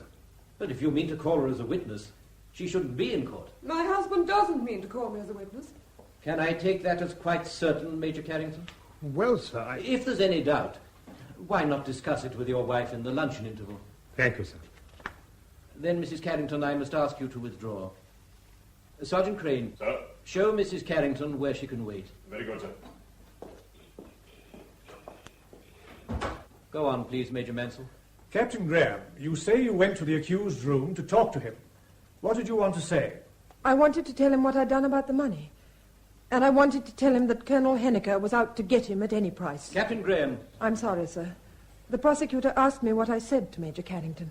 Did the accused say anything to you about the missing money? Yes. He said he'd taken it. Did he tell you what he'd done with it? Yes, he said he'd sent £100 to his wife and given the rest to Major Holt to put on the horse he was riding in the Gold Cup. And this horse won. Hence the mysterious fund which Major Holt was holding. Yes, sir. How long were you in the accused quarter that night? About an hour, I think, till Colonel Henniker came in. What happened then? Colonel Henniker was very rude to me, sir. He said some quite outrageous things. I think you must regard that as one of the risks of your profession, Captain Graham. Just tell the court what happened. I can't, sir. He and Major Carrington started an argument, and I left the room. As a matter of fact, I was sent out of the room. Thank you, Captain Graham. That is all. Major Carrington, are you cross-examining? Yes, please. Captain Graham, on April the 8th, when you found I'd taken £125 from my battery safe, you went to a lot of trouble to try to put it back. Yes. Please don't think I'm not grateful. But had I asked you to do that? No, you hadn't. You were in hospital and you didn't know anything of what I was doing. Thank you. Now, you say that I had told you that night I'd taken this money. Yes. Had you ever heard me say before then that I might do that? Yes, but I hadn't believed you. Please, will you tell the court about that conversation? It was on the day before. In the morning, by 10 o'clock. I met you coming out of Colonel Henniker's office. You said you'd had another row with him about the money the government owed you. Go on. Well, you said he wasn't doing a thing to back up your claim, and you were sick of waiting. You said you told him that, and you told him you were going to take the money out of the battery safe. Thank you, Captain Graham. That's all. Major Mansell? No, thank you, sir. Any questions, sir? No, thank you, Mr. Terry. Any questions by the court? No. Captain Graham, thank you, that is all. Will you take Major Holt now, sir? Oh, I think we might, if that suits you, sir. Just as you like, Mr. Terry. We could take Major Holt, or, what's the time? We could take luncheon. As you please, sir. Luncheon, I think. Adjourning until 2:15. The court is adjourned. I was trying to organize something about my dog.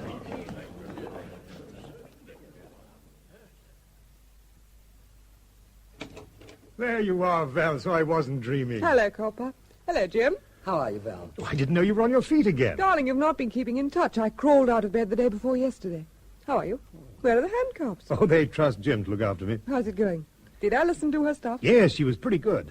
I'm sorry they wouldn't let you stay and see the show. You oughtn't to have come down here at all. Father said it would look better, and I thought you might like to see me. Well, now you are here, how do you feel about giving evidence? You said you didn't want me to. Well, I didn't think you were fit. I'm not. If you like, I'll produce a doctor's certificate.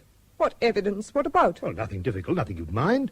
Just the facts of life in the army, the cost of living, the famous gap between what they paid us and what we were forced to spend. Good heavens, just give them the figures. Tell them what 6 months in a furnished flat in Singapore did to our war savings. And that a year in an hotel in Hong Kong with 2 children cost you exactly twice what they pay you. Point out that 5 moves in 3 years would break anyone. And tell them the whole thing's half killed me. That's the stuff. That's all we want you to say. Why can't Copper say it? Well, I can, but I don't look right. I don't look as if anything had half killed me. I can't. I know it's futile of me, but I can't. I'm sorry. Val, it wouldn't take 10 minutes. It wouldn't take 5. You've seen the court. Leave it, Jim. Look, Val, let me explain. Leave it. All right. Well, I expect you can do without me. I'll go. Thanks. 5 minutes, huh? Mm-hmm. Oh, just a second, Jim. Yeah? Where are you lunching, Val? Oh. Shall Jim get onto the Holts and ask if they'll have you? Yes, please. Ring Nora, will you please, Jim? Give her my love and say I'll be over in 10 minutes. Right. And honestly, Jim, you can't think less of me than I do. I think the whole thing's damned hard on you. So do I. Most people would take it. Why can't I? I would give evidence if I could. Of course I would. But when the moment came, I'd just run out on you. Outside that courtroom this morning, I stood there for 10 minutes like a stuck pig before I could screw myself up to open the door and walk in. I wish I'd seen you. I've never seen you look like a stuck pig. Copper, what's wrong with me? You're not well. That's what's wrong. How are the boys? They're all right. It's very unfair, isn't it? They shouldn't be made responsible for a stepfather. They've always been so terribly proud of you. Val, I promised I'd keep you out of this as far as I possibly could, but you realize I'll have to tell the court why I took the money? What do you mean? I'll have to mention your letter. You mean you're going to try to put the blame on me? No, not for a minute. Will the court be interested in my letter? Father says it doesn't make the slightest difference why you took the money. I haven't confided my line of defense to your father. My whole case is that the Treasury owed us money which it wouldn't pay. In the end, and through no fault of our own, we got to a point where we couldn't wait any longer.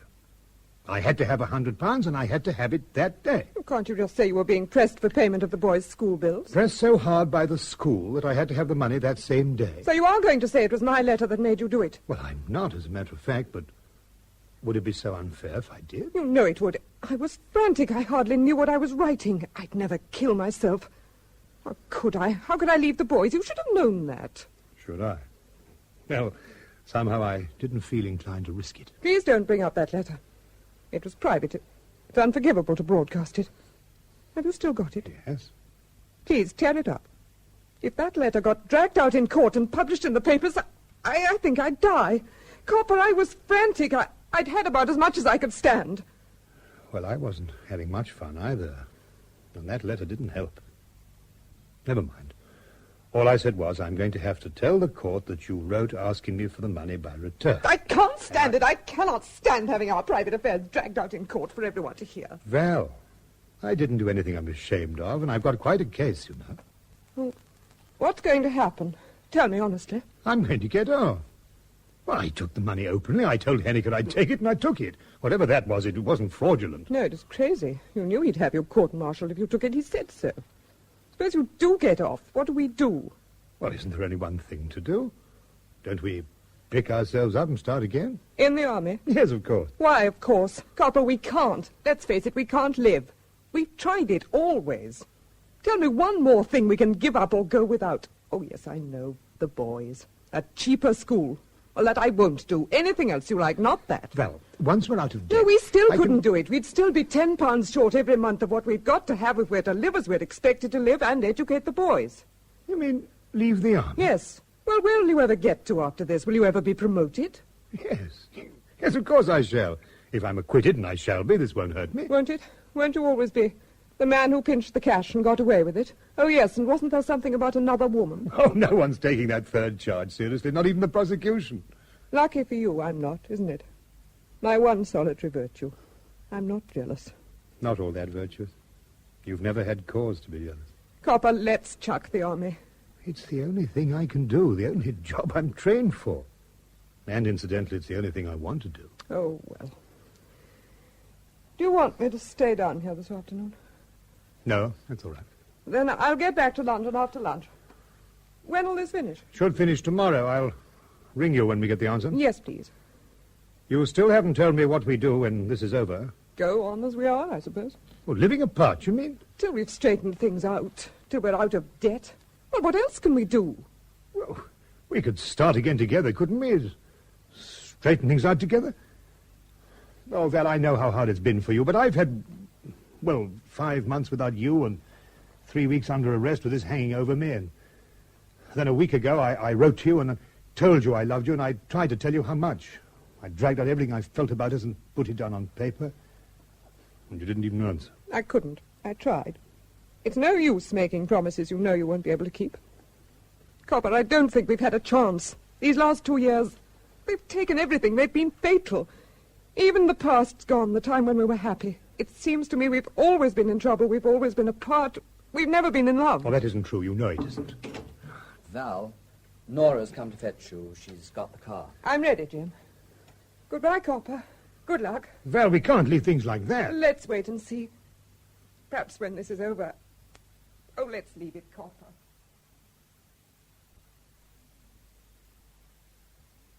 Come on, my overworked assistant. Can't you find it? Just a minute. Ah, here we are. No, hell, that's not it. I only gave it to you just before lunch. Oh, I know you did, sir, and I filed it at once. That usually means we never see it again. Oh, rot, I never lose our papers. It's just I can't always put my hand on the right one at the right Here we are. Oh, and good, here are those notes you dictated last night. Oh. I knew I had them somewhere. Hope you can read them. Luckily, I've got an excellent memory. Now, are you sure you've got all the witnesses laid on? Yes, sir. I've got Major Holt and the adjutant standing by now, and I detailed the bank manager for 2:45. Come in. Will this do for your dog, sir? Oh, by Jove. Thanks awfully, Sergeant. He's chewed through his rope again, sir. Damn. I knew it. I heard him stop howling. He's round by the cookhouse, sir. That way. I doubt if he'll have much appetite by now. Oh, you'd be surprised. You can always fit in a bit more. Thanks very much. You're welcome, sir. You know what they gave him at Chelsea Barracks last week? Ration biscuits soaked in hot water. Quite a show for the Coldstream, I thought. Was that why he bit the court orderly? I dare say he's getting pretty intelligent. I have seen him. Forget that brute for the moment. The witnesses. Next to her, hanging round anywhere, and I told Colonel Henniker to report here after lunch and find out when you'll want him. Queer bloke. Oh? Elucidate, Fulgham. Well, I mean, this lot can't stand him. And look at that third charge. Just because the girl forced her way into Carrington's room. There's nothing in that, by the way. Not on Carrington's side. Everyone says not. Have you been gossiping about this case in the mess? Me? Good Lord, no. I'm a blooming oyster, you know I am. But I don't stop them talking to me. I mean, one can't be too standoffish. They say the Graham girl's just crazy about Carrington, and he never looks at anyone but his wife. Seems rather a waste of material, doesn't it? Did this come from the blonde you sat next to at lunch? Yes, this regiment can pick 'em. I stood a glass of port after lunch, and you know what she told me? No? That Carrington and Colonel Henniker had the best of 6 rounds in Carrington's room that night. What? You mean they actually came to blows? Well, that's what she says, and Henniker had a beautiful black eye next morning. Oh. Nothing about it in his evidence in the summary? No, my learned leader, this is all inside stuff. Oh. Carrington was in bed, and Henniker hit him. So out he hopped and gave Henniker a hiding. Henniker's not saying anything because he started it, and Carrington's pretty sure to let it go because he doesn't want more talk than he can help about that third charge. Anyway, that's my blonde job's version, and she's sticking to it. Come in. Oh, Colonel Henniker, sir. Come in, sir. All right, Fulgham, that's all. Very good, sir. Well, Ansel, can you say yet when you want me? Yes, sir. You'll be the last of my witnesses. 4:30, please. Mm-hmm. Well, 4:20 might be safer. Our president doesn't like being kept waiting. All right, 4:20. All going smoothly? Yes, I think so.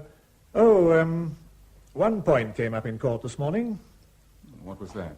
A witness gave evidence that Carrington told you beforehand that he meant to take this money out of the battery safe. Told me? You don't remember that? No. It's a point of great importance. Why? He still took the money. Oh, certainly. But if he gave you prior warning, it alters the whole character of the offence. Really? If a bank clerk helps himself out of the till and says, "Oh, but I told the manager." If the bank owed him money. Do you mean he get away with it? No, I don't say that, but obviously, still thinking of your bank clerk, it's one thing if he takes the money surreptitiously, but quite another if he takes it openly after a dispute with the manager over the bank's debt to him. Even though the manager wasn't responsible for the debt? Oh, that would be immaterial. Which witness said this? Oh, shouldn't I ask that? Captain Graham. Oh, I see. Did she hear Carrington tell me? No, she had it from him. Wasn't that hearsay? No, it was said by the accused. Oh, well, I suppose it's a line of defense. Oh, come. Would Carrington invent a defense like that and invite a witness to support it? Everything hangs on this for Carrington. No, I find that out of character. You know, Colonel, this case worries me. I find the whole offence out of character. In an officer with Carrington's background... Background? What background? You're not dazzled by his VC, are you? I wouldn't say so. Well, that's the real trouble. The blaze of adulation that surrounds a VC for the rest of his service. Well, I don't say it's his fault, but Carrington's spoilt.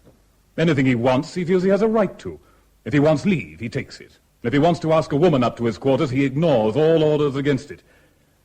Background or no background. He was short of money, so he helped himself. As simple as that. He just throws away his career and his pension for £125. Oh, no. No, if he won at Sandown, he meant to slip the money back. If he lost, well, he'd get away with it somehow. Something would turn up. Someone would rally round and help. He's got plenty of friends. What he didn't allow for was being knocked out in the next race and taken to hospital. How do you find him as a battery commander? Out of place in the technical unit. He may have been excellent in horse artillery, but in anti-aircraft he's a total loss. Look here. Carrington's whole reputation was made 11 years ago outside Tobruk, in 10 minutes. He took over the layer's seat on a 25-pounder from a wounded Lance bombardier and knocked out 5 German tanks. Well, that's more than most of us could do. Very few of us got the chance. I don't underrate what he did, but I didn't want a gun layer here.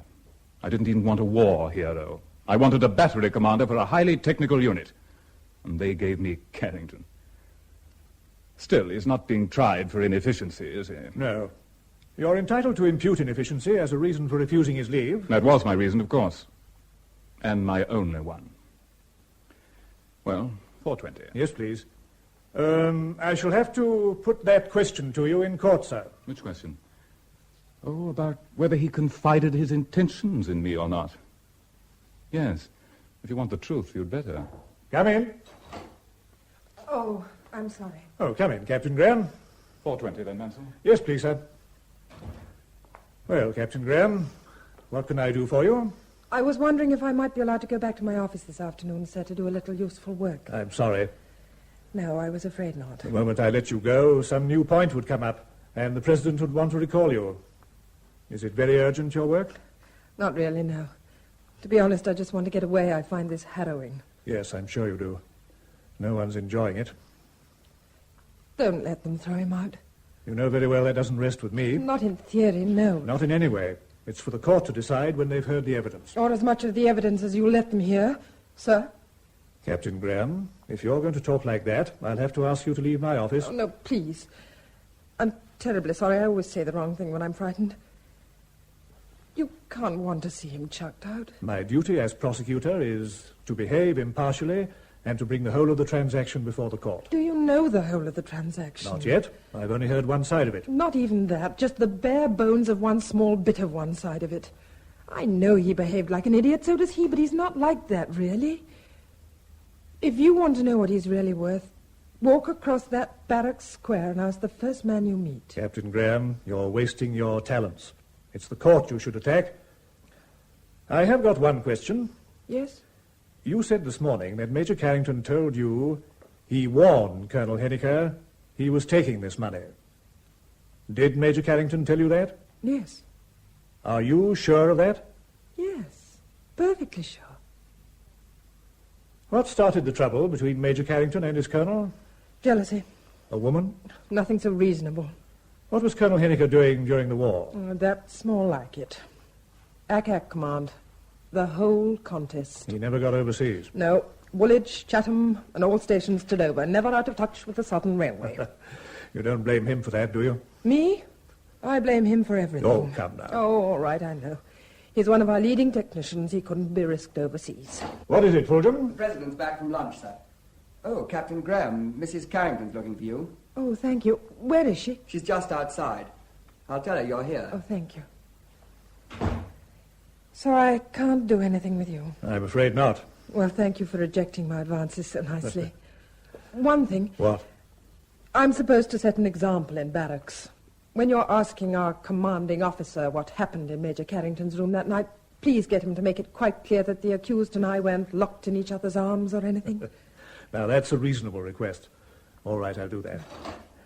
Oh, come in, Mrs. Carrington. Val, this is Major Mansell. He's the prosecutor, but that isn't his fault. How do you do? How do you do? And I'm afraid, goodbye. If you want to stay here, Captain Graham, please do. Oh, thank you, sir. Alison, can you drive me to the station? No, I'm afraid I can't. I can't leave this place. I thought you'd gone. What's happened? My taxi hasn't come. What train are you catching? 2:26. If I miss that, I'll have to... Oh. Just the person I'm looking for. Good afternoon, Mrs. Carrington. Who are you? The name's Evans, the Echo. What do you want, Mr. Evans? Oh, just a word about the case with Mrs. Carrington. Nothing to worry, huh? We won't publish anything you don't like. We don't want anything published. Oh, now, Mrs. Carrington, there's a lot of interest being taken in this case, and we want to tell them the truth. You can hear the whole story in court. I never covered a case yet where the court heard half the story. Take your own evidence, for instance. Just when you began to interest me, you stopped. What do you mean by that? I want to find someone who can tell me about the fight in Major Carrington's bedroom. Fight? Was there a fight, Alison? There wasn't a fight, Mr. Evans. Who told you there was? Oh, now, Captain Graham, are you telling me Colonel Henniker bumped his eye on a swing door and Major Carrington barked his knuckles on the windowsill? Well, they could have, but I don't think so. Nor does the mess waiter, nor does Colonel Henniker's batman. Mrs. Carrington, your taxi's here, madam. Thank you, Sergeant Crane. Alison, you've never heard of this? No, of course not. I think someone's been pulling your leg, Mr. Evans. Well, could be, of course. I was there. I ought to know. Mrs. Carrington, would you say that your husband was the Mr. sort Evans, I wasn't there. But if there was a fight, nobody told me. Okay. My mistake. Sorry, Mrs. Carrington. I must have got it wrong. Your train, Val. You'll miss it. What? Oh, yes. Goodbye, Alison. Goodbye, Val. Mr. Evans, I think you'd better go. All right, Captain Graham, I'm on my way. Sorry if I asked the right question at the wrong time. So sorry.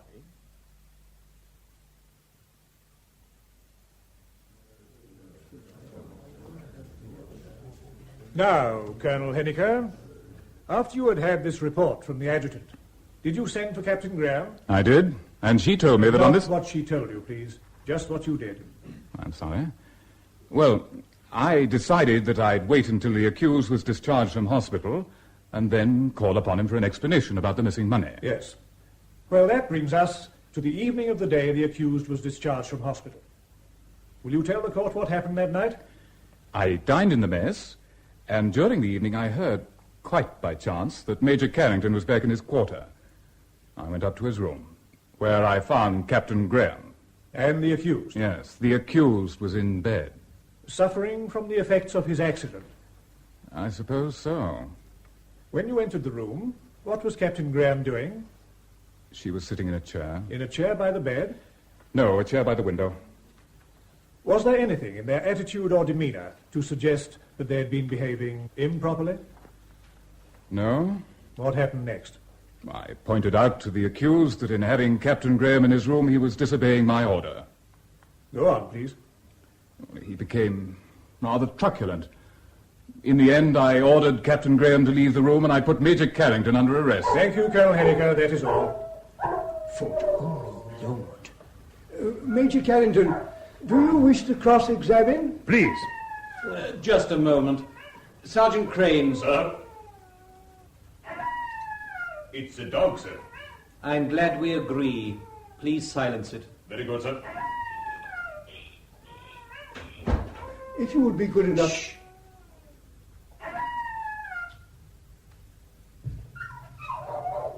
Sergeant Crane is improving. Now, Major Carrington. Colonel Henniker, I think you'll admit we've never got on very well. Oh, certainly. We have very different views about our army duties, for instance. We certainly have. Let's try to see how and why. Let's start on the 28th of March. The court's heard your version of our interview on that day.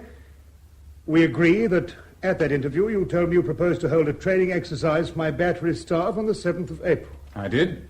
Your battery staff needed training. So badly that it couldn't wait one more day. But hadn't you known for at least 6 weeks that I was riding at Sandown on the 7th of April? Isn't that rather an odd way of putting it? Had you applied for leave? No. Rather stupidly, perhaps I hadn't. But do you know how many officers out of your regiment went to that race meeting? I've no idea. I'll tell you, 18. Do you know how many applied for leave officially? I'll tell you, not one. My two fellow battery commanders went, Forbes and Holt. Did they ask for leave? I knew they were going. My question was, did they ask for leave? And my answer was, not officially. But I knew they were going. But you didn't know I was, is that what you mean? Yes. Remember a guest night in the middle of February to dine the new CRA? Yes. We sat one on each side of him, didn't we? Yes. And discussed at some length my chances of winning the Gold Cup on Peter Pan. I don't remember. Oh, you should. You joined in. I can call the CRA, you know. I don't remember discussing it. It isn't a subject that would interest me much. I can call 4 officers who will repeat conversations they had with you in the mess about my chances in the Gold Cup. Do you still say that as late as the 28th of March, you hadn't heard I was riding in the Royal Artillery meeting? I still say it made no impression on me. The moment you told me officially that you meant to ride, I told you that you couldn't, and I told you why. Yes, a training exercise my battery staff cooked up 10 days before the Royal Artillery meeting for the one purpose of stopping me riding. No, for the very legitimate purpose of increasing the efficiency of your battery. I shall ask the court to accept my explanation. Mine doesn't suit your case, I admit. Mine doesn't twist the facts. Gentlemen. Yes, sir, I'm sorry. Colonel Henniker, you started that. Your remark was provocative. I'm sorry, sir. Now, Colonel, let's deal with the third charge next, about Captain Graham's visit to my quarter. She's told us herself why she came to my room that night. Can you tell the court why you came? Why I came to your room? At 11 p.m. Yes, please. You didn't report your return from hospital that evening. I only heard by chance that you were back. What time did you hear that? At about 8 o'clock in the mess. But you didn't come to my room till 11. Now, why? I didn't mean to come at all that night. What made you change your mind? I had reason to believe that Captain Graham had gone to your room. What made you think that? I saw her going upstairs towards the officers' quarters. Well, why not say so? What time was that? About 10 o'clock. About 10 o'clock? And you waited till 11 before you followed her. Now, why? I was hoping that she'd come down again and that I could overlook the matter. You were hoping that you could overlook a breach of discipline by me? Well, we won't spoil that one. Let's go on to the remaining charge, the charge about the money. Here I admit I behaved very foolishly. I gave you a magnificent opening and you took full advantage of it. Is that remark in order? No. Major Carrington, I don't want to hamper your cross-examination. I'm sorry. Colonel Henniker, this charge of fraudulent misapplication. Let's start on the 7th of April last. Did I come to your office then to talk to you about my finances? Yes. Did I tell you I was unable to meet my debts? Yes. Did we discuss the money the government owed me? Yes. A subject we'd often discussed before. We had indeed. And when I asked whether the paymaster had acknowledged my last letter, did you tell me you hadn't sent it on?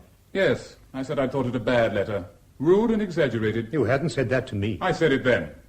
Did you refuse once more to take any urgent action? I refused to ring up the War Office or to send a series of personal telegrams, which was your other suggestion. Did I tell you I was pretty desperate that morning, that things had rather come to a head? You told me at some length about your stepson's school bills and your wife's breakdown in health. I pointed out that you should have known there'd be a delay and managed your finances accordingly. For 3 years I'd been kicked round the world, never more than 6 months in any one station, never getting a government quarter, paying through the nose for furnished houses and hotel rooms, never knowing whether Major Carrington, I don't want to keep interrupting you, but you'll have an opportunity to give your evidence later. Thank you. All right, Colonel Henniker, let's just say we had one more row about the money. But now we come to a vital point. When you were giving evidence just now, the prosecutor asked you, did the accused say anything to you about his intention to help himself to money from public funds? Do you remember that question? Yes. And your answer was nothing whatever? It was. I thought I might have misheard you. Do you repeat that answer now? Certainly I do. I'll repeat my very words. I said, if they won't pay me, I'll pay myself out of funds and see what they say to that. You don't remember that? No. Then you won't remember your answer. I naturally don't. I'll remind you. You said, then I shall have great pleasure in seeing you court-martialed. Now, did I make that up? Did I? No. Those were your exact words, weren't they? So far as I can remember, yes. Then how is it you don't remember what I said? You're quoting me in the wrong context. You told me you were going to Sandown that day with or without my permission. And I said if you did, I'd have you court-martialed. Let's start again. The draft that left the regiment on the 8th of April didn't come only from my battery, did it? No. No, it was made up equally from the 3 batteries. Exactly. Now, on the morning of the 8th of April, did you send the adjutant to my office to check that there was money in the safe to cover the pay? I did. Can you tell the court why you picked my battery and my battery only? Certainly.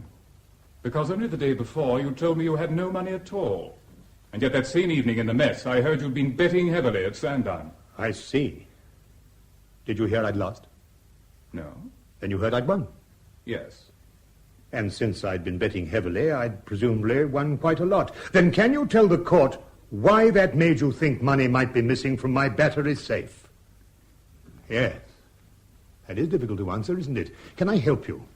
You weren't afraid the money wasn't there. I told you I was going to take it, and you knew damn well it wasn't there. But you were afraid that unless you did something pretty quickly, I might put it back. Is that a question? No, but this is, do you still say I didn't tell you I was going to take that money? I do. Then I have only one more question. How do you like knowing that I know you're lying? And you needn't answer that. Thank you, that's all. Do you wish to re-examine Major Mansell? No, thank you, sir. Have you any questions, sir? No, thank you, Mr. Terry. Any questions by the court? No. Thank you, Colonel Henniker. That concludes the case for the prosecution, sir. Yes. Well, I think it might conclude our labours for the day, don't you, Mr. Terry? As you please, sir. Very well, gentlemen. 10 o'clock tomorrow morning, please.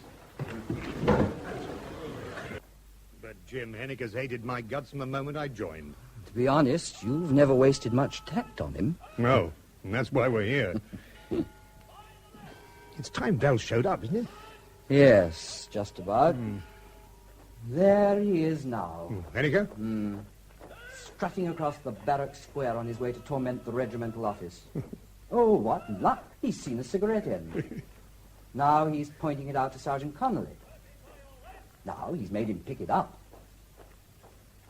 Now he's showing Connolly how to salute. What? In front of the recruit squad he's supposed to be instructing. You know, if he'd ever got to the war, someone would have shot him in the back the first week, and what a lot of trouble that would have saved. All right, you are. Still, I think he's slipped up over this. If I can persuade the court that he's lying, it knocks the bottom out of that charge anyway. It won't be too easy. Oh, I don't know. When Val's given her evidence, I'll get the court to recall him and ask him these two questions. I think that may do it. Copper, now you are calling Valerie. Why not ask her to tell the court a bit more? Jim, we'll have to go easy with Val. The very thought of giving evidence sends her half out of her mind. If you knew what work I had on the phone last night to persuade her to come down at all... Well, all I'm suggesting... I only want one thing from Val. I want her to help me convince this court that Henniker's lying. Nothing else. I've promised her she won't be asked anything else. Unless the court hears what sort of letter she wrote to you, they're going to think that what you really wanted was money to bet with at Sandow. Now, why shouldn't she tell them the truth? I wrote to my husband and told him that unless I got £100 by return, I was going to put my head in the gas oven. Is that hard to say? If she hasn't got the decency to stand up in court and tell Jim. Yes? Shut up. You've been trying to say something like that for a long time. Well, now you've said it. Don't say it again. Come in. Excuse me, sir. Gunner Ellum brought your Sam Brown. The man's an incurable optimist. Thank you. Big pardon, sir. Son Major Clark asked me to wish you luck today, sir. Oh. He says the battery's looking forward to seeing you back in command tomorrow. That's nice of them. Thank you, Soncran. Thank you, sir. This won't do the battery much good, whichever way it goes. I might have thought of that, mightn't I? It's a nice bit of leather, isn't it? Belonged to my governor. Where do you think those two have got to? Her train's late, that's all. I'm sorry about that, Jim, but we needn't fight about it. No. But you realize that if this court decides to believe Henniker, you may find yourself in prison. They're not going to believe him. That letter, Jim, it's not the threat to kill herself. I wouldn't mind so much saying that, but... Oh, you know how it is. You lose your temper and write to someone, and you don't mean half you say, and the moment it's posted, you're sorry, and then... Well, to have it dragged up and read out in court and see it in all the newspapers, well, I just won't do it. I'd hate it as much as Val would. Come in. She wasn't on that train. What? Are you certain, Alice? Quite. I saw every passenger pass the barrier. What's the next? 10:22. If she's on it. She will be. She's got to be. I told her it was vital. Why not ring London and make sure she started? Shall I? Please, yes. It's Kensington 7011. I'll settle up with you later. Well, with my girls on the switchboard, the government will stand you that one. If she isn't here, we'll demand an adjournment, that's all. Copper, Yes? when you rang her up last night, did she sound all right? Yes, she didn't like it, of course, but... Yes, she was all right. Why? Well, that reporter, I told you how much he upset her. Come in. Oh, thank the Lord. What happened, Val? I went to meet you. I couldn't face coming by train. Father drove me down. Copper, I don't think I can do this. Oh, I'm afraid you must. You promised you wouldn't call me only yesterday. I know, but things have changed. We can't let Henniker get away with perjury. All right, come on then. Let's start. If you're going to ask me questions, you'll have to teach me the answers. There's only one question, and I only want the truth. Just tell the court what I said to you on the phone the morning I sent you the £100. You said you told Colonel Henniker you were going to take the money, and he said he'd put you under arrest if you did. Well, that's all. Now it's up to you. Copper, did you and Colonel Henniker have a fight? Well, sort of. What about? He came to my room that night and said something I didn't much like about Allison, so I called him a dirty-minded snooper, and he didn't much like that. Alison, who were you trying to keep it from yesterday? The reporter or me? The reporter, of course. Go on, Copper. Well, he sort of slapped at me, schoolgirl-like, and I lost my temper and knocked him flat. It wasn't much of a fight. It wouldn't have filled the Albert Hall. And you were there, Alison? Yes.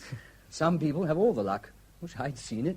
Isn't this coming out in court, Copper? No, it doesn't suit either of us to bring it out. Alison, what was it he said about you? Oh, you know the sort of thing he'd say. He thought he'd walked in on an amorous scene. No, even he couldn't think that. We were sitting at opposite ends of the room. You might have just got there. No. No, he started up about the time Alison and I got stranded on our way back from Manorbier. Did I hear about that? Oh, you heard all about it, and so did everybody else. It was in February. We got snowbound and spent the night in a pub. I wrote to you, Val. Oh, yes. So you did. Well, he said that it was bad enough when we made excuses to stay at hotels together, but when we started the same thing in barracks and so on. Court's open, sir. Thank you, Sergeant Crane. Well, How queer of you, Copper, not to tell me all this. Not if you'd been here, I would have. I didn't want to make things sound worse than they are. So you told everybody but me? No, he told no one but Jim. Everyone else had to guess. Oh, Val, if you're thinking of letting it worry you, don't. Let's concentrate on our real trouble. Time we went in, Copper. Come on. When do you want me? Now? No, not just yet. Just wait here till they call you. Oh, we'll both wait. Now, don't worry, Val. Just don't answer my questions and we'll be all right. Once this is over, we'll be all right. Giving evidence is nothing, Val. They know you've been ill. They'll all be telling themselves they mustn't upset you.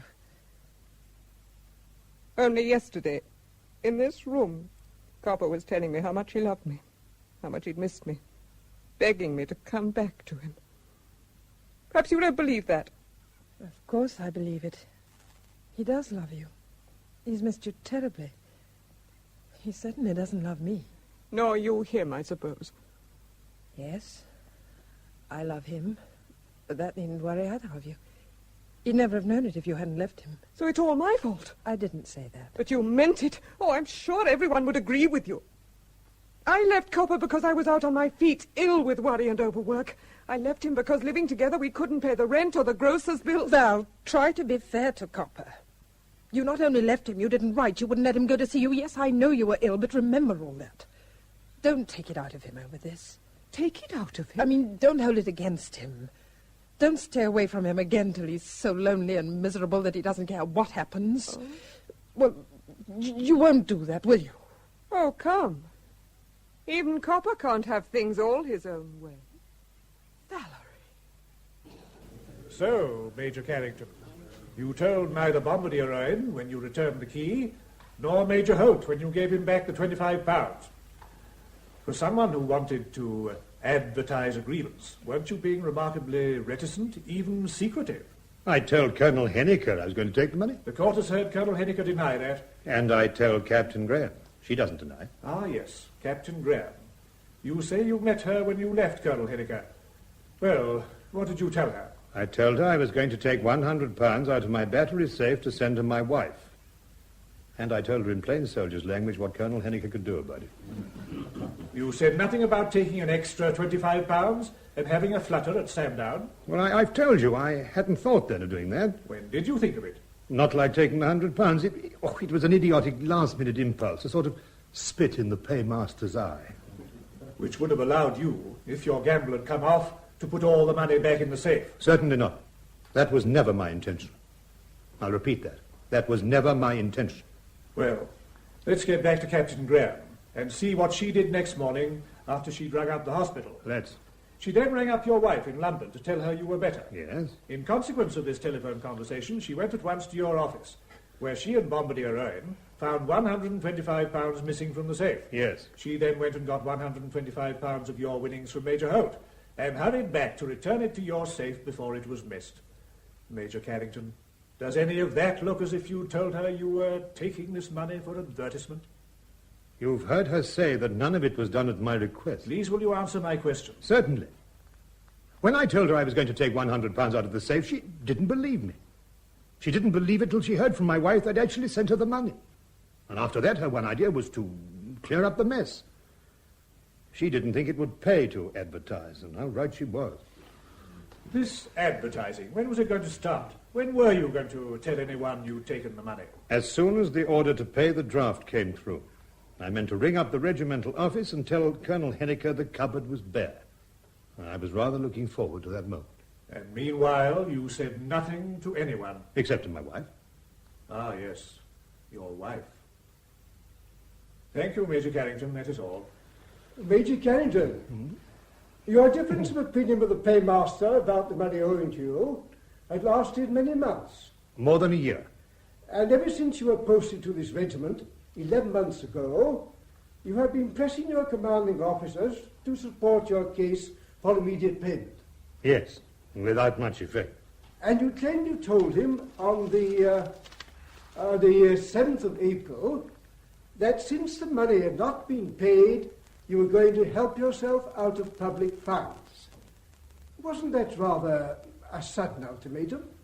Yes, sir, but the letter I got from my wife that morning asked me for £100 by return of post.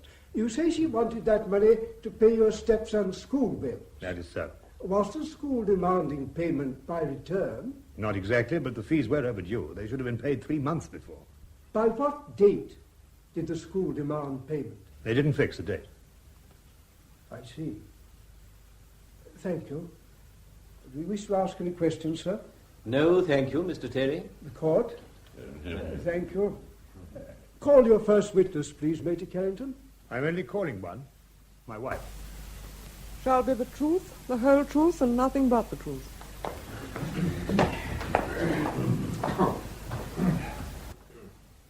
All right? Yes? I won't keep you long. I only want you to... One moment, please, Major Carrington. We have to establish the identity of the witness. Oh, yes, of course. I'm sorry. You are Mrs. Veridina Carrington and my wife, aren't you? I am. There's only one thing I want to clear up with you. On the 7th of April last, did you get a telephone call from me at about 11 o'clock? Yes. Can you tell the court, quite shortly, what we said to each other? Well, you said you'd just told your bank to send me £100. Yes? You said you'd taken it out of your battery safe. Go on.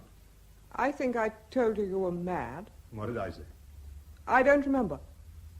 I know I begged you to go and put it back at once. Yes. Yes, then what did I say? Well, did I mention Colonel Henniker? I don't remember. We talked for some time. Yes. And what did I say about Colonel Henniker? Val, this is important. Try to think. Didn't I tell you I had a difference of opinion with Colonel Henniker? No, really, sir, we can't... You mustn't leave the witness, Major Carrington. Val, did we talk about Colonel Henniker? No, I don't think we mentioned him. What's this, Val? I don't think so. I can't remember. You can't remember what? I can't remember what you wanted me to say. I simply want you to tell the truth about what I said. Is that difficult? I'm telling the truth. Are you telling the court, on oath, that you can't remember one word I said about my scene with Colonel Henniker? No, I can't. An hour ago in my room, you remembered it. When I rang you up last night, you remembered. Yes, last night I knew just what you wanted me to say, but now it's gone. Do you know what you're doing? Yes, and I still can't remember. That's all, sir. I have no more questions. Do you want to cross-examine Major Mansell? No, sir. Mrs. Carrington, your husband has told the court at some length and on oath about this telephone conversation he had with you, and he has called you with apparent confidence to corroborate his account of it. Are you sure he did not tell you on the telephone that he had warned Colonel Henniker he was going to take this money? Yes, quite sure. Any questions, sir? Yes. Mrs. Carrington, do you remember writing a letter which your husband received that same morning? Yes, I remember it. Did it contain an urgent request for money? I asked him for some money to pay the balance of my son's school bills. Urgently? Did you tell your husband you must have it by return? Not by return. No, not by return. Mrs. Carrington, are you sure of... Yes, quite sure. May I re-examine, sir? On this point about the letter, certainly. Val, that letter. You admit you asked me for £100. Yes. Do you deny that you asked me to send it by return? Yes. Do you deny that you threatened violent action if you didn't get it? Violent action? Threatened to kill yourself. I never said that. I'd like to quote from the actual letter. Major Carrington, are you producing that letter? No, but I want to quote from it. If you're going to question the witness on that letter, it must be produced for the inspection of the court. I doubt if my wife would think that fair. Copper! Major Carrington, is that all? Yes. That's all. Any questions by the court? Thank you, Mrs. Carrington. Major Carrington, are you ready to make your final address to the court? Yes. I'm ready.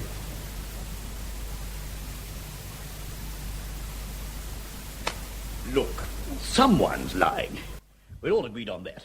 Why should Henniker lie? Why should Carrington's own wife lie? Because, Colonel Huxford, she's a nervy, hysterical type just recovering from a mental breakdown. No, Brooksmith, no. Sir? The defense called her, and you heard what Mr. Terry said on that point in his summing up. But I can't remember what you wanted me to say. Could you have clearer proof than that? Yes, I'd want much more than that. You've been watching him for 2 days. Does he look the sort who'd cook up a lie and coach his wife to repeat it? Couldn't you see how stunned he was when she said it? Well, of course he was. Didn't expect her to go back on him. That's what I thought.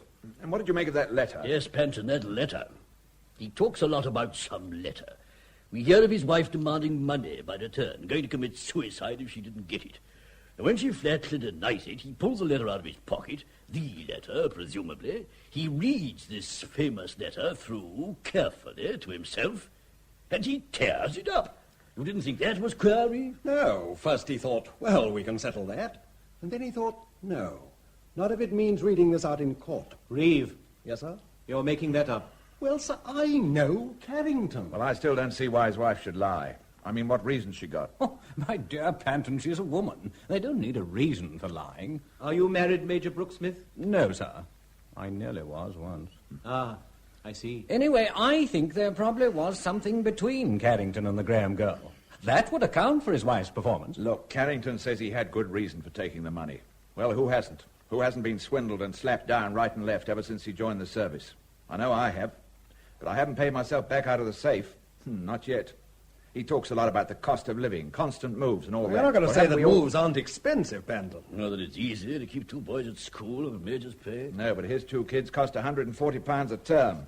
My children go to a council school. Panton, you and Huxford still miss the point completely. Oh? I firmly believe that Carrington did warn Henniker he was going to take that money. And Colonel if he did, Henniker swears he didn't. And you believe him? Yes. Why should he lie? You know Henniker, a disappointed soldier. You must have heard him often enough on the technical versus the regimental officer. Anyone who went fighting in the late contest starts 0-40 with Henniker. And Carrington's VC would make him see red. You seriously think Henniker'd go so far as to perjure himself? No need to call it perjury. By this time, his version's the only one he believes. Well, Colonel, I don't mind calling it perjury. Look, we found Carrington guilty of absence without leave and improperly entertaining the girl. Or you all found him guilty, I didn't. But I still say no sane and balanced CEO would have put up a man like Carrington for court-martial on those charges. And that's why I don't believe one word he says about this charge. In other words, Brooksmith, you're saying, well, I don't care what he did. I don't like his commanding officer. He was beastly over some racing.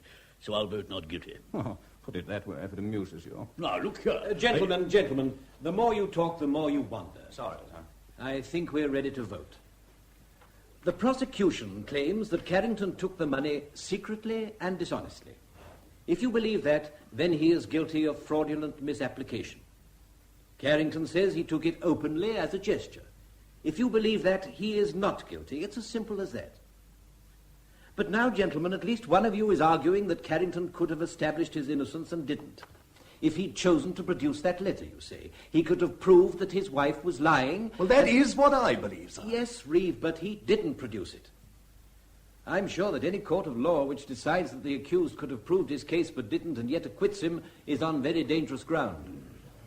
We've sworn to try Carrington without partiality, favour or affection. Let's be sure we do it. And now, remembering that in a court-martial a majority verdict is sufficient, I'll take your votes. Guilty or not guilty of the charge of fraudulent misapplication? Major Brooke-Smith. Not guilty, sir. Major Panton. Guilty, sir. Colonel Huxford. Guilty, sir. Colonel Reeve. Not guilty, sir. Then the verdict depends on my vote, gentlemen. I don't want any visitors, Jim. Now, May we come in? You seem to be in. I don't suppose you're feeling too good, Major. You're right, Mr. Evans from the Echo. And Cook from the Mercury. We only want a word or two, nothing painful. First, are you going to appeal? No. Oh, just like that, eh? Ah, what do you think of this sentence? Fair enough. After that verdict, they could have sent me to prison. Oh. Well, it always sounds better that way. Carrington V.C. goes out with a smile. My God. Look here, clear out. Any plans for the future, Major? No. But I've only been dismissed the service 5 minutes. Any chance of a word with Mrs. Carrington? She's gone back to London. I'd be very grateful if you left her alone. And you say a breakdown was caused by your financial troubles. Anything you'd like to give us from a publication about that? Not a damn thing. Now, look, Major. It's the personal angle our readers want. Couldn't we have something about you and your colonel? What sort of show he runs and why you didn't get on with him? We'll see you don't stick your neck out too far. Thanks, but the idea doesn't appeal to me. Well, what about half a dozen signed articles? You don't have to write them. I write them. You sign them. You'll find you do quite well out of it. How's that now, Major? I think it's very unlikely I'd ever want to sign anything you wrote. Okay, Major, that suits me. But there's two sides Cut to every... it out, There's Sophie. two sides to every story, and we can pick which we like. Carrington V.C. dodges prison. How do you like that one? Mr. Evans, there are two sides to you. A front side and a back side, and one of them's in danger. Okay, Major. But don't blame me if you don't enjoy the Echo tomorrow. I'm sorry about that, Major. That's all right. My fault entirely. Perhaps I'm not in the mood to be interviewed. May I say one thing? Must you? The Echo's not the only paper, you know. At the moment, as he said, your news. Anything over your name would sell. Articles. Even a book, maybe, if you're getting quick. Can I make this clear? The last thing I want to do is to write anything for anyone about this case. You don't have to mention the case. You know, there's a good bit of sympathy with the army officer these days, and the facts about pay and allowances over your name. Leave my name out of it. The man officer's got a case all right. Ask any one of them. But don't quote me. The facts about that, over your name. Any editor would print them, and the public will read them. Seems to me that can't hurt anyone, and might do your brother officers a bit of good. No. From now on, I'm just another damned fool who tried to get away with the funds. That's all. I hope you've had your money's worth. No. I'm sorry it went the way it did. Goodbye, Major, and good luck. I made a blasted mess of that, Jim. I might have got them on my side. Government sits on what it owes, wrecks war hero's career. Would anyone believe it or care tuppence if they did? Well, what happens now? Do they parade the regiment and drum you out of barracks, or is it all quite informal? Do you just sneak out when nobody's looking? You don't do anything until the sentence is confirmed. Don't you? I have a damn good mind to clear out now, and I don't see who's going to stop me. You? I might, if I had to. Copper, I'd fight it. I'd appeal. A waste of time. On what they heard, they couldn't have brought in any other verdict. On what they heard. Oh. I've got a message for Copper. Colonel Reeve wants to know if he can see you for a minute. No, thank you. I'll see him. Jim's disappointed in me, Ellison. He thought I could take it. And can't you? No, I don't think I can. Copper... I still can't believe it. But, Copper, were you crazy? Why didn't you show them a letter? All through this business, tearing up that letter is the one thing I've done that I'm quite sure I won't regret. What happens now? Nothing. She says she's through. Copper, you've seen her? No. She left a note. Oh. That's all she said. Nothing else. What are you going to do? I'm not going to do anything. I'm going to stop thinking I can't live without her and tell myself I can. After this morning, only a fool would cherish ideas about starting again. There was a moment in court when the bottom dropped right out of everything. I'll take good care to remember it. I don't think you ever get down to telling yourself you can live without someone until you're half out of love already. Lovers aren't all that sensible. Copper, I know you don't love me, but until you get on your feet again, there may be times when you feel lonely or up against it. There will be. Yes, well, remember me. If you want me any time or anything, just whistle. I'll come. Alice. No, don't answer now. I must go.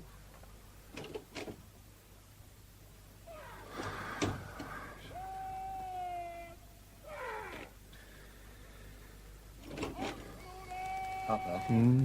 Bombardier Owen wants a word with you. No, Jim, I Beg can't. pardon, sir. I know you don't want me just now, sir, but some of the batteries asked me to have a word with you, sir. All right, Owen. Well, I'd like you to know, sir, there's not one last joined recruit that don't know better than that court-martial. As a matter of fact, there's a movement on foot to show the colonel what they think of him for starting it. Well, for God's sake, stop that. Yes, I know. The sergeant major's trod on that. But there's nothing to stop me saying what I think. And of all the dumb, idiotic mess-ups I've ever seen in 12 years army service, and that's plenty, that verdict and that sentence just about tops a lot. Well, that's what they think, sir. That's what they'd like you to know. Thank you, Sergeant. Bombardier Owen. Gunner Owen, sir. What? Well, I met the adjutant on the way over, and we had a word or two on the lines I just told you, sir. Oh? I'm under open arrest again. But don't worry, sir. I've had my money's worth this time. Poor old Owen. Well, Copper, that's what Owen thinks, and it's what I think. And it's what everyone who's ever served with you is going to think. You'd better have my belt, Jim. It's a better one than yours. Thanks. I'll try to live up to it. Good luck, sir. That was Carrington V.C., adapted for radio by Peggy Wells from the play by Dorothy and Campbell Christie. This was the cast. Major Carrington, Howard Marion Crawford. Valerie Carrington, Joan Hart. Captain Alison Graham, Mary Wimbush. Major Forbes, David Enders. The Judge Advocate, John Garside. The Prosecutor, Mark Dignam. Bombardier Owen, Trevor Martin. The President, Lockwood West. Lieutenant Colonel Henniker, Alan Cuthbertson.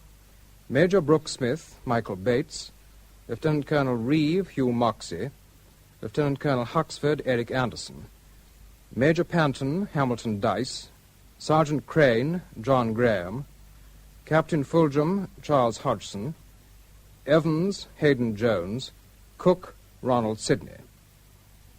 Carrington V.C., which was recorded, was produced by Peter Watts.